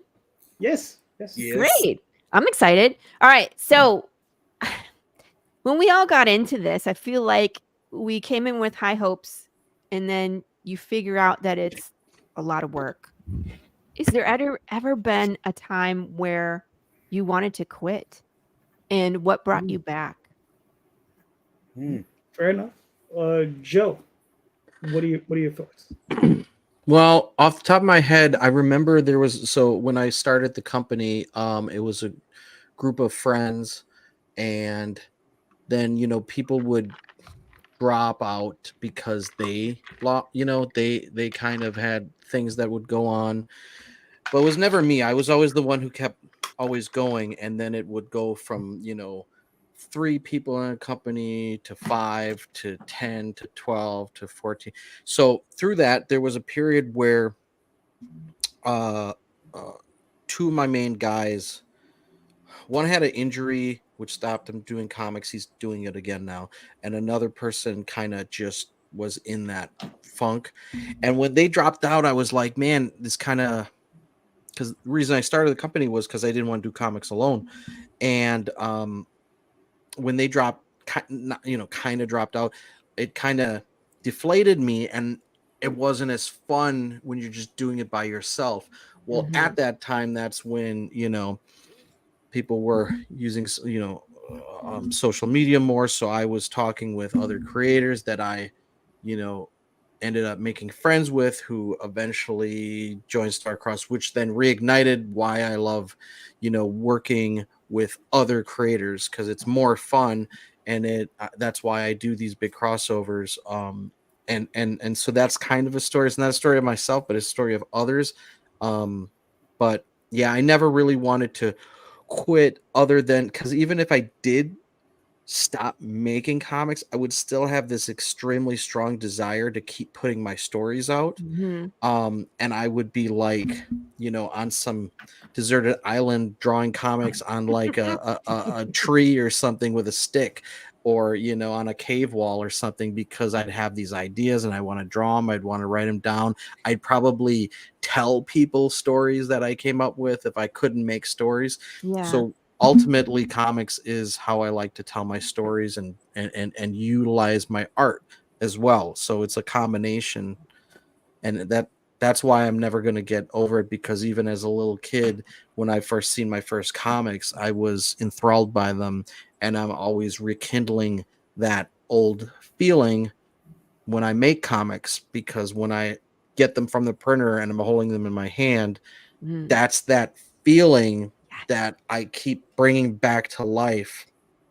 And it's kind of like an addiction of making the next comic, making the new book that you get to hold in your hand that you made. And it's always like, it's always the next book. It's always the next book that you're going to make. Like, I want to talk Yes. about the book that isn't made yet. Yes. You know, it's almost like you don't want to talk about the book you just finished. You want to talk about the book you haven't even started, because I that's laugh more as if exciting to you. it's totally me. I'm like, oh my God, just wait till you see what's coming next. Yeah. They're like, Lori, we didn't even get your 5 yet. I'm like, it's okay. Can we talk? Can we talk? No? Okay. Continue. That's why creators aren't usually the promotion people in the business world, because Mhm. that's all they would talk about. They didn't talk about what's next. And they're like, no, you have to talk about what we're releasing, now, not what you're doing later, and it's like that. But as creators, we're talking about what we like, because we're hands-on, where in some corporate setting it would be the talking heads, or the media people talking about the product, who aren't emotionally connected to it. Isn't that funny? They're not emotionally connected to it, and that's what makes them successful. I guess, right? Yeah. Wow. You'd think it'd be the opposite. Right. Or they're good at lying. Yeah. Well, I They're think good they're at good at staying on pretending. point is the Mhm. thing. They can see the purpose of what they're doing and they stay on it Mhm. because they're that third party. Like you said, Yep. we're so like, that was yesterday. Like, I know we printed and I shipped it to you yesterday, but that's the past. Let's talk about what's new. Yeah. What's coming up? And it's coming up tomorrow. Right. Yeah. Tomorrow. And it's coming fast. Greg, what Greg, about what are you, your man? thoughts? You ever wanted to just leave it all behind? And then what brought you back? No. What? No. So Like, like, it's not hard. You were never like, F this. I don't want to do this anymore. no, because like I have so many stories to tell, and like who else Mhm. would I tell them to? My cat. Like Yep. there's so many. Like I have a spreadsheet that goes all the way to like 2032. That's just for the mitten stuff. Mhm. So, yeah.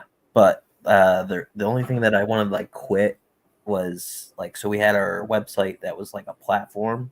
I had a bunch of other indie creators on that, and it was just a lot of work to do that and like try to keep that website going and promote it.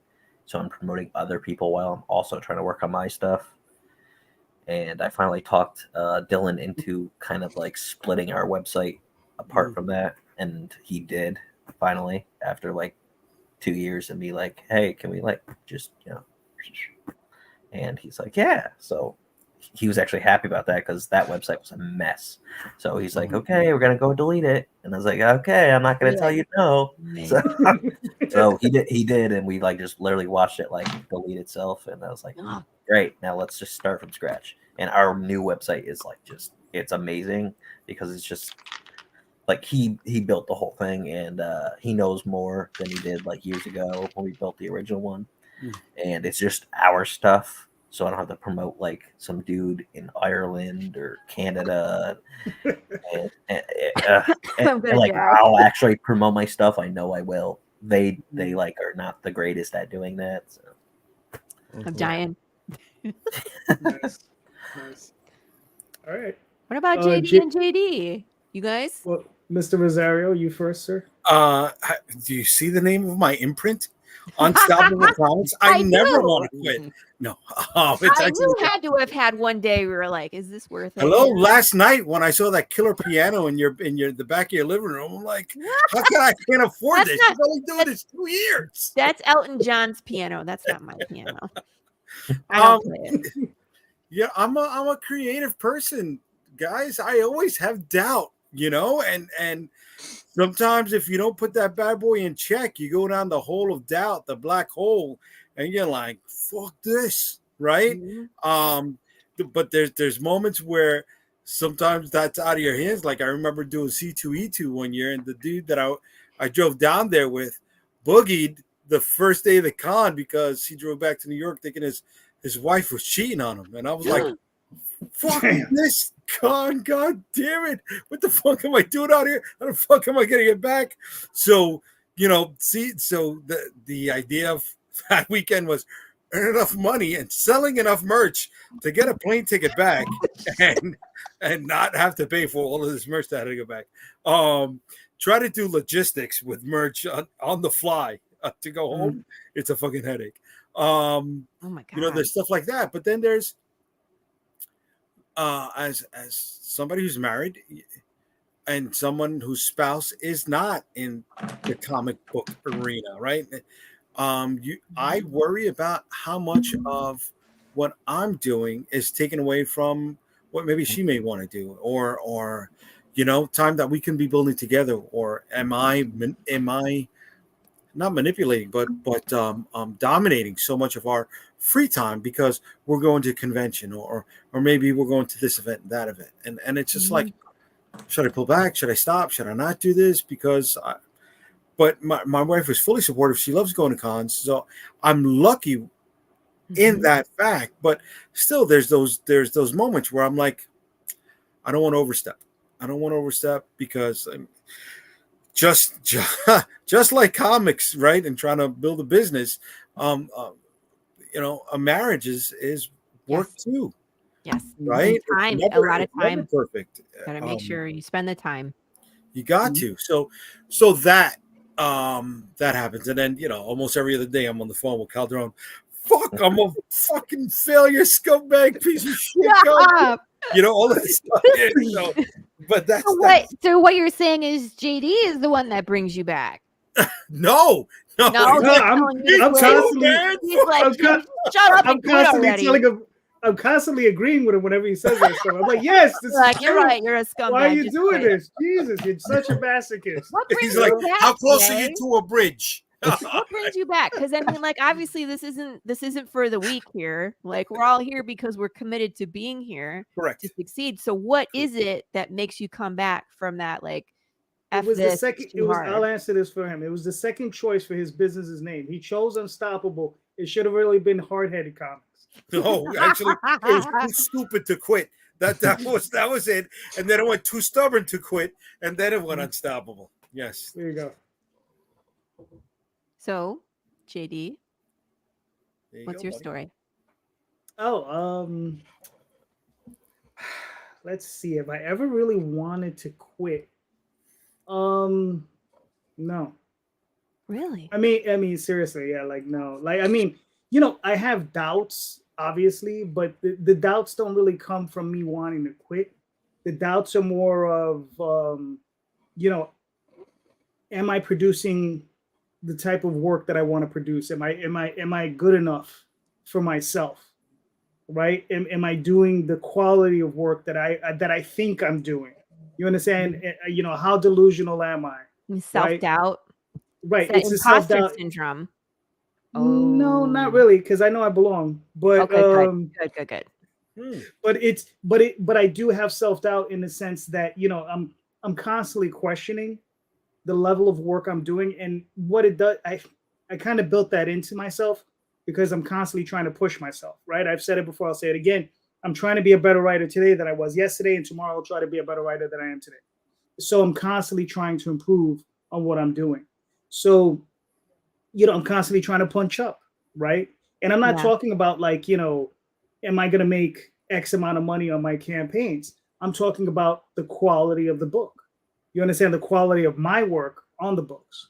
You understand? When my artist, who's worked with a number of different writers, when my artist came back to me and said, well, you're the best writer I've ever worked with. You understand? And it's like, oh, thank you. Yeah, I didn't even know how to respond to that. You understand? I was just like, that was the highest honor I could have gotten from one of my artists, right? So I mean, it basically that's where my self-doubt comes in. As far as wanting to quit, man, that moment had to be 10 seconds. Yeah. If it was there, it didn't last long. It didn't last long because I've been self-publishing since 1992. And, back then we didn't have the internet. We didn't have POD. We didn't have Kickstarter. Right. All we had is we had minimum print runs of 3,000 books. So Mhm. you had to be committed to get them. You know, you're gonna print 3,000 books. You're gonna hit those shows. You're gonna hit Diamond, and we had 13 distributors, and you had to go out there and you have to really hit it. And we did. And the thing is, back then I ran with a big crew. There was 13 of us, so Hmm. there wasn't just myself. You know, and I was very fortunate. Part of that crew. That's how I met Daphne. And you know, it's just been going forward ever since. You know, we've had slowdowns, but never so bad that I've ever wanted to stop. You know, and like I said, it's in my blood. So I don't think I could stop. Right. At this point, there's no stopping. Right. I think No, we no. all fall into that category of too stubborn to quit at this point. Yep. Me myself, Yes. I almost quit before I started. So I wrote the script in 2018, and I started moving the comic book direction in 2020, like January 2020.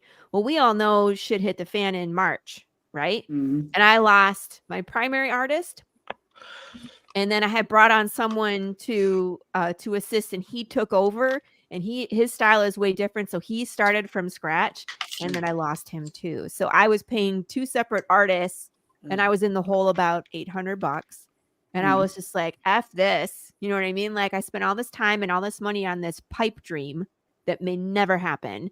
And so I spent a year being quiet and looking for an artist. And my attitude was, if this is meant to be, I'll find the person that's supposed to draw this. And if I don't find them, nuts to it. You know what I mean? Right. Mhm. And then I met Marco January of 2022 via social media, found out that he's here in Texas. So we're about 40 minutes away. So that was kind of like a blessing in disguise, because then we can Nice. do cons together. We actually got to sign books together. You know, we can hang out, which is cool. And that's when we took off. But I almost didn't start. You know what I mean? Path of the Pale Rider would have been a script in a box somewhere, and I'd just be baking cookies. Do you still have any Gotcha. of that art from those previous I two do. artists? You know, you could still utilize that trading cards, stickers, stuff like that, unused art. You know what I Maybe. mean? We'll see. I haven't decided to unleash it yet, but I am still friends with that artist.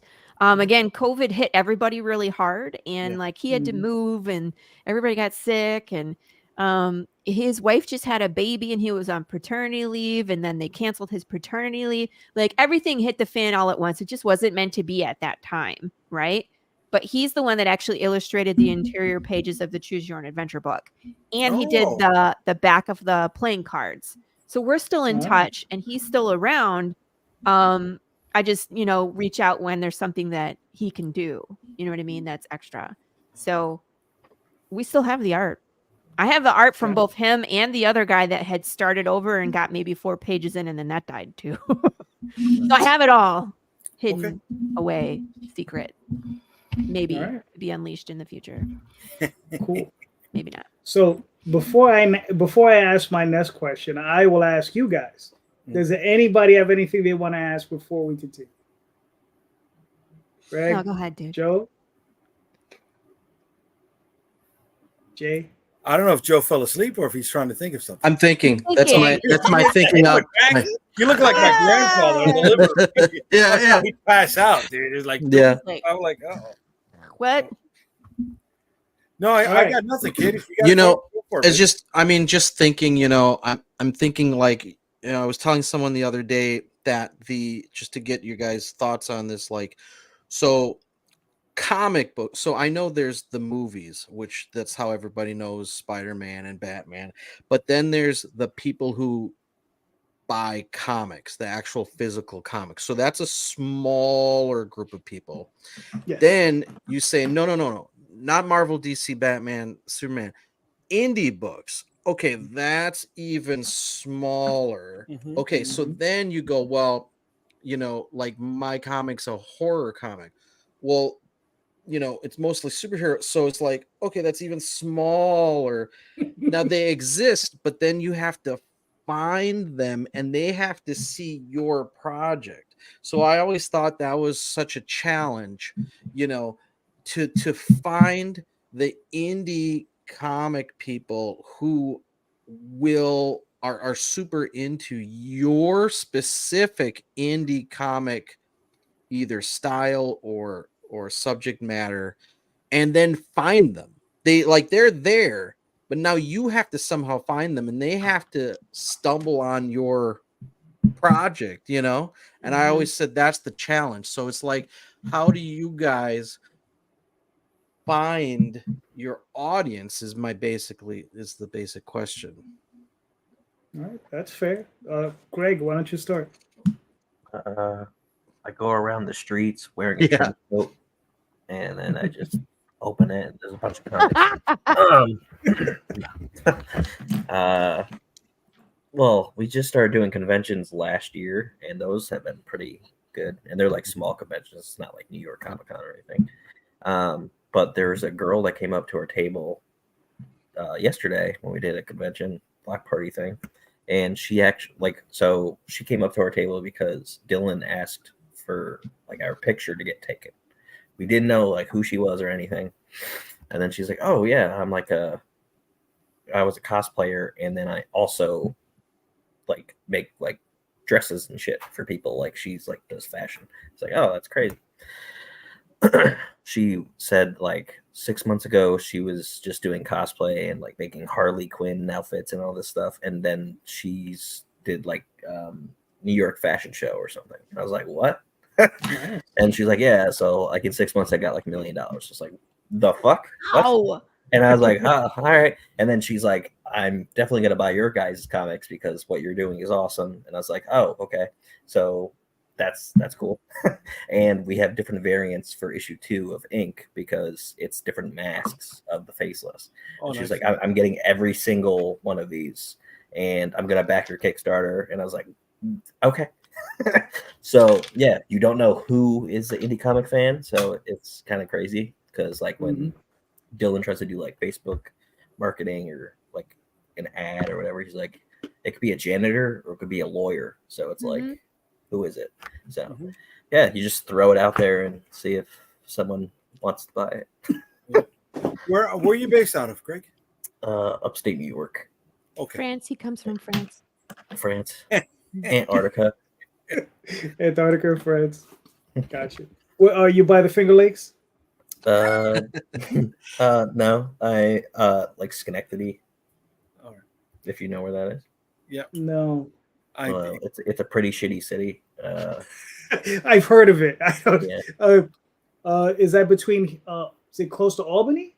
Yeah. It's. Okay. I'm in Scotia, so I'm like 30 minutes from Albany. Okay. Yeah. You're gonna be doing Terrific Con or no? You're gonna go? No, but we will at some point. We're doing like smaller ones at first. Like when that girl came up to us, she's like, "Yeah, like I'll even like dress up as like a character and like gender bend it." Like that's one of the things that I think would make that I think like we made it is if somebody like cosplays as one of my characters. Right. So I was like, "What? That's sick." And she's like, "Yeah, I'll go to different conventions. Saratoga Comic Con, I'm banned from there, so I can't go with you guys." It's like, "Oh, okay, all right." But I want to hear. Oh, she is. Yeah, she is. No, we are. You are. I was like, I'd love to hear like, what did she wear something too revealing? What got her kicked out? She did something, and I was like, "Okay, I'm not gonna ask that." But yeah. So. Where was I going with that? Oh, yeah. So yeah, we do like smaller conventions and stuff. So like Saratoga Comic Con was like the biggest one so far that we've done. But yeah, we're trying to get to like, New York, and C2E2 would be pretty cool. I actually really want to do Baltimore because I just want to meet a bunch of people that are like my online friends. So one day. Cool reason. Someday. All right. Who's next? Sorry. Yeah, I went to Baltimore last year and I got to meet a bunch of people in the meat space. Someday. Where do I meet my fans? Oh, my audience. Let's I tend to do like a multi-prong attack. I start with my OnlyFans for feet. Just kidding. I don't have one of those. Go look for me. It's not there. Whoa. I'm just kidding. I start with the social media because I can do that from my house. I like to go to the comic book stores. A lot of the local comic book stores will let you set up a table and are super supportive. So I like to meet those people because you know that they're there for comic books. And a Right. lot Did of we times all if you freeze, or was preface, it just me? I'm sorry, It what? was just you. Yeah, it it's was just you. Oh, It was did it just- freeze? Sorry. But I like because they're oh, there he goes. Because those are specifically comic book people coming into the store.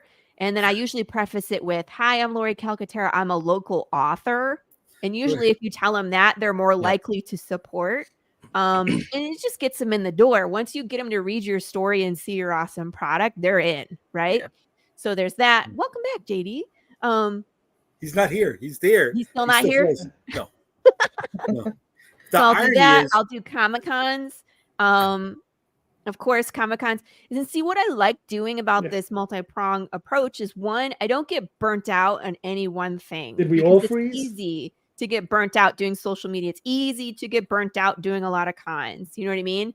And so if you're doing multiple things, then it changes it up.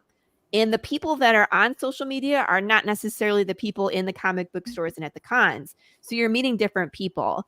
And of course, you want to cross genre because I'm a Western, I'm a horror, I have zombies. So I can go to HorrorCon, I can go to Comic-Con, I can go, if I really wanted to push the Western thing, I can do that too. So I'm always looking for the adjacent to indie comics groups as well. So on social media and then for Comic-Cons as well. So like Texas Frightmare, I'm trying to get into there. I'm really bad about planning ahead for the cons. People are like, "What are you doing in cons this year?" I'm like, "Well, they're all sold out because I forgot to sign up." So I got to do that so I can actually get into the places where people would want to buy my things. I got to do that. don't discount Free Comic Book Day also. Oh Right? yeah, that's great. That's you find can a set local up at a comic local book shop. store. Mhm. Absolutely, set up for the day. Go meet some people. That's it. Whenever I do a convention, I I get people to sign up for my newsletter. I got a book that we always have, and we give it away for free as long as I get the email address. So that's how I grow that newsletter. The onset of Facebook ads, I was banging it out with Facebook ads. Facebook ads is not what it was 5 years ago, folks. Okay. Because I was going to say, do you actually get sales off your Facebook ads? Because I usually get people that just threaten my life. Really? I don't even Yeah. get that. I get people from like some guy in Montana was like, "If you ever post on my page again, I'll find you and I'll kill you." And I was like, "Whoa." Really? On a Facebook ad? Are you serious? I was like, "I don't control what Holy Facebook puts on your page as an ad." Jesus It Christ. controls by the audience. Like what? That's Like you obviously liked one of the things that I checked off as one of the categories I fall into. Please don't threaten my life. Thanks. Right. Move No, I along. mean, at That's this point, cool. I select people that follow my page and their friends, right? But I still find my ads only showing up in Facebook Marketplace for the flea market crowd, 65 and older. And it's like, no, That's not those what I aren't want. the people that are going to be buying my books. Yeah. But it's doing things like this. It's the podcast circuit, meeting people, because you may be on somebody's show that may have 5 folks on it, 5 viewers, and all 5 lock into you. You could be on something where they've got 500 and you're not even getting one. So you got to put your best foot forward with any one of these different live streams that go out there, and then cross pollination between people's campaigns. Hey, check out one of my buddies' book over here, and then vice versa. It's a grind. It's a grind. If I knew how much of a grind it was, I probably just would have opened up a pizzeria and called it. You want to come bake some bread with me? It's great. Girl, I'm ready. Shoot. I got lots of bread. But what about you, Joe? Where do you find your audience? Well, yeah, we do all that. I mean, we do conventions, we do mailing lists, we do local shows. Definitely, we do C2E2. We're in that Midwest area. Okay. Where we're on shows, social media. we tend to, make a lot of friends in the industry, but those are people who are still trying to do what we're doing. And it's like, Correct. I know the thing is, it's better to get like,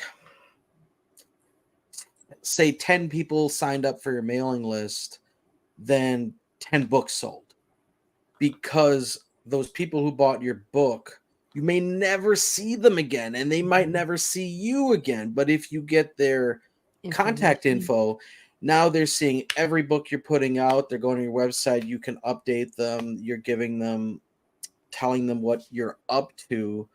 And that kind of builds a relationship. It builds like, a connection.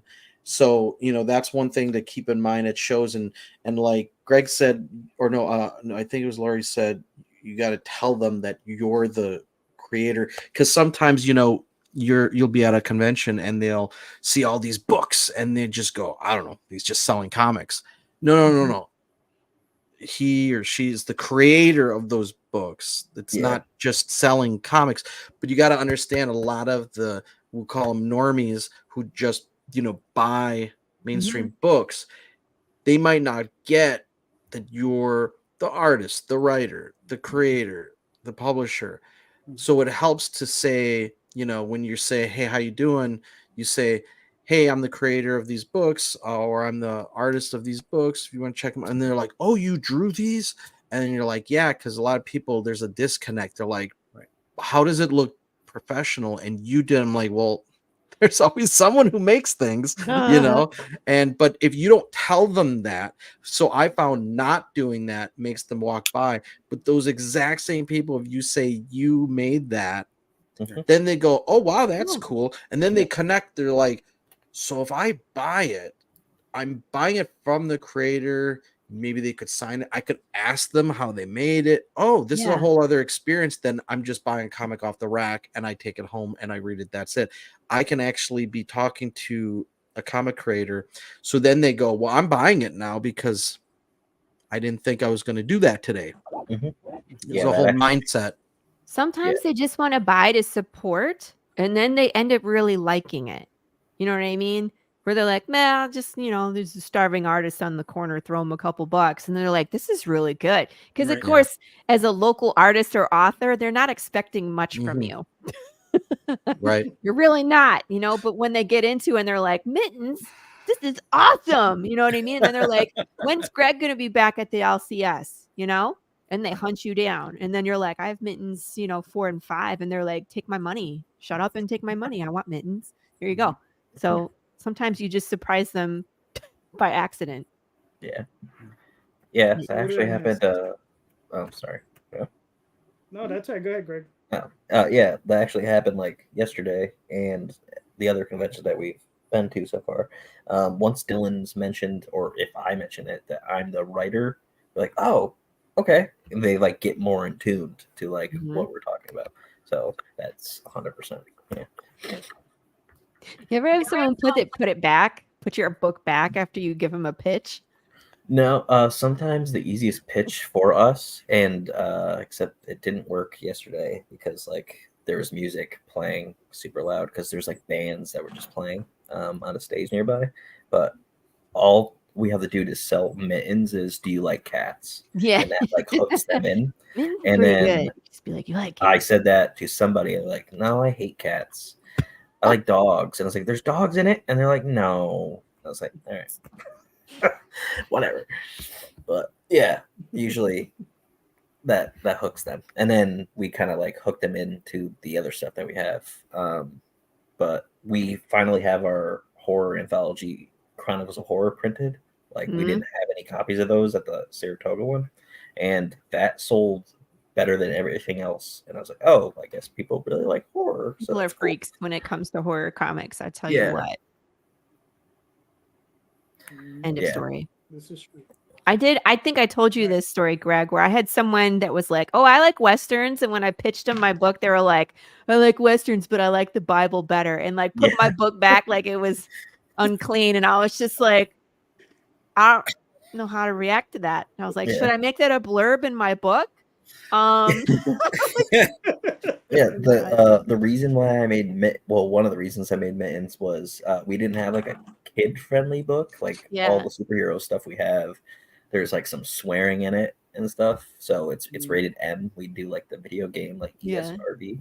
So I said that to like these two ladies that were up at our table with this kid. I was like, oh, by the way, this is like kid friendly. Like this one is. And they're like, oh, no, that's fine. I was like, oh, okay. But I like to do that if it's a family just because It's I don't wanna- important. I've I had don't wanna people get in ask trouble. me, they're like, oh, my nephew, son, whomever likes zombies. And I was like, how old are they? They're like, he's like 8. And I'm like, not this one. I'm like, I love you guys. Well, Maybe when he's a little bit older, I'm like, we have self-harm and we have some really, ethical things that come up that, he's not going to get.'re going to have I like was a like, maybe a 4-year-old little come up to older. your table. I'm like Big James. And Yeah. then- And I'm like, well, here's a sticker. Goodbye. So No, here's you a can't read cookie this. and some hot sauce. Yeah, I was like, I got cookies. I make the best chocolate chip cookies you will ever have. Ever. Nestle And I Toll House. tell them, Yeah. I tell people that, and I've never had someone come back and tell me that I'm wrong. They are the best cookies. The chocolate. It's just like, how can you really do the best chocolate chip cookie? You have to come see me. Do you put those? You should put those on your campaign. You'll probably make $1 million. I don't think I can ship them where they would act. You know what I mean? Like with a Right. comic book, I don't want to put food in comics. Well, I put fucking hot sauce in there. Yeah, if it's packaged well, you got nothing to worry about. I feel like it would. I don't know, but hot sauce is like contained in a glass container and then it goes into another box, which is cushioned. But cookies, it's like you shake it the wrong way and that thing's in pieces. And it's like you don't want to open this box and have like cookie crumble. To me, that's gross. Well, I mean, if you have ice cream, you can put on top of ice cream. Oh, put the ice cream in the box with the comics. Yeah. No, you put the crumble crumble. cookies on top of the ice cream. Crumble on top of it. On top of ice cream. They sell it as crumble. I sent out hot sauce packets with a trade paperback as one of the stretch goals, and people thought I was sending them condoms. I was like, oh, good God, everybody. So, funny story. Sometimes the food items don't translate. There you go. All right. Get your minds out of the gutter. No. Never. No. But we've made it to hour 2, so thank you so much, everybody. Sorry for my technical difficulties there. Everybody was great. Greg, please let everybody know where they can find you and your work, sir. SierraNovaComics.com. We have a whole brand new website now. You could follow us on Instagram, Twitter, Facebook, Pinterest, YouTube, all over. And, well, we have a Pinterest. We have a Pinterest, but like I don't really like, do anything on there. But I always get like notifications like, you have really good taste. And I was like, sure. I Thank you, Pinterest. At least someone appreciates me. It's just some of like the concept art that we have. I put that on a board like years ago. And I was like, oh, well, someone likes this. And our Kickstarter for ink right now. So yeah, go back that because I want to hit a stretch goal or 2. All right, cool. Joe, where can they find you and your work, sir? StarCrossComics.com. We're on Facebook, Instagram, Twitter, and our campaign right now is on Indiegogo for Biblical Proportions number 2. All right, cool. Lori, where can they find you and your work? I'm everywhere. All right, now I'm on Facebook, I'm on Instagram, I'm on X or Twitter, whatever you want to call that dang platform. Where else? Threads. I have a YouTube channel, Lori Calcaterra 360. So I'm there. You can see all my crazy shenanigan videos. The slice and dices are there. Yeah, I'm just about everywhere. You can catch my podcast Tuesday mornings at 11 a.m. Eastern Standard Time. It's a block where I interview other indie creators. I'm still trying to get Greg on my show, but he has an actual day job, whatever. Can't blow it off for a day to come on my show. And then I also have a what? I do have vacation time, so I could like take a day. But you just got to make sure I'm not booked ahead of time. I wasn't asked. Yeah, you're always welcome on my show. You know this. You guys are all welcome on my show. 100%. Come on the show. And then Wednesdays I'm on another show. It's the Any One World Showcase where I interview creators just from ASAP Imagination and Any One World because there's like 6,000 of them. So we have a blast. on there too. And that ASAP Imagination is growing so fast. I have a hard time keeping up, getting everybody on that show. But yeah, please come check out my Kickstarter. Go back, Greg, and then come over to my campaign and get a bottle of hot sauce, because that's how we roll. We want you to eat some good food, read a good story, and have some food while you do it. Nice. And then go pick up a pin when Jay launches it, and visit Indiegogo to go visit Joe. Do you have, and then we didn't even talk about Oswald Chronicles. No. I mean, I try not to, I run Why? this show, so I try not to like feature my own work. 'Cause, Okay, so what type of ego is Oswald Chronicles is live right now. Yes, it is. And if you don't know where the link is, go to Path of the Pale Rider, scroll to the bottom of the page. I have this whole section called Friends with Campaigns, and the current campaign for Oswald is linked to my campaign as well as Ink. So you can find both of those by just coming to one place. Joe, my friend, we should get you on there as well. So please, you can go check out all these campaigns. Go do it. Sweet. Jay, where can they find you? UnstoppableComics.com. You can go to the website. You can find all of our social media links at UnstoppableComics.com. But next Saturday night at 9:00, Comic Book Streamland live. Check us out. Come hang with us. Mostly it's people busting my chops, cracking jokes on each other, me clapping back. Sometimes we do trivia, and just having a good time talking comic books, man. A lot of shiny things on that show. Ooh, what's that? Things, yes. Mm-hmm. A lot of distractions. It's fun though. I had a blast. I love both your guys' shows. Oh, thanks. Thank you. So you can find me on Facebook, Twitter, Instagram, all those different places, DeviantArt, TheOswaldChronicles.com, TallTalesOnline.com, and most importantly, on Kickstarter, currently running The Oswald Chronicles. Also, check out the show notes, because that has everybody's links on it that'll go to their campaigns. So please click on those links, pick up some awesome books. All of these creators here are awesome. All of them putting out great work. All of them deserve your support. And please just go get some more awesome indie comics. And just remember, buy more indie comics, read more indie comics, especially ours. Have a good night, guys. Later. Thank you.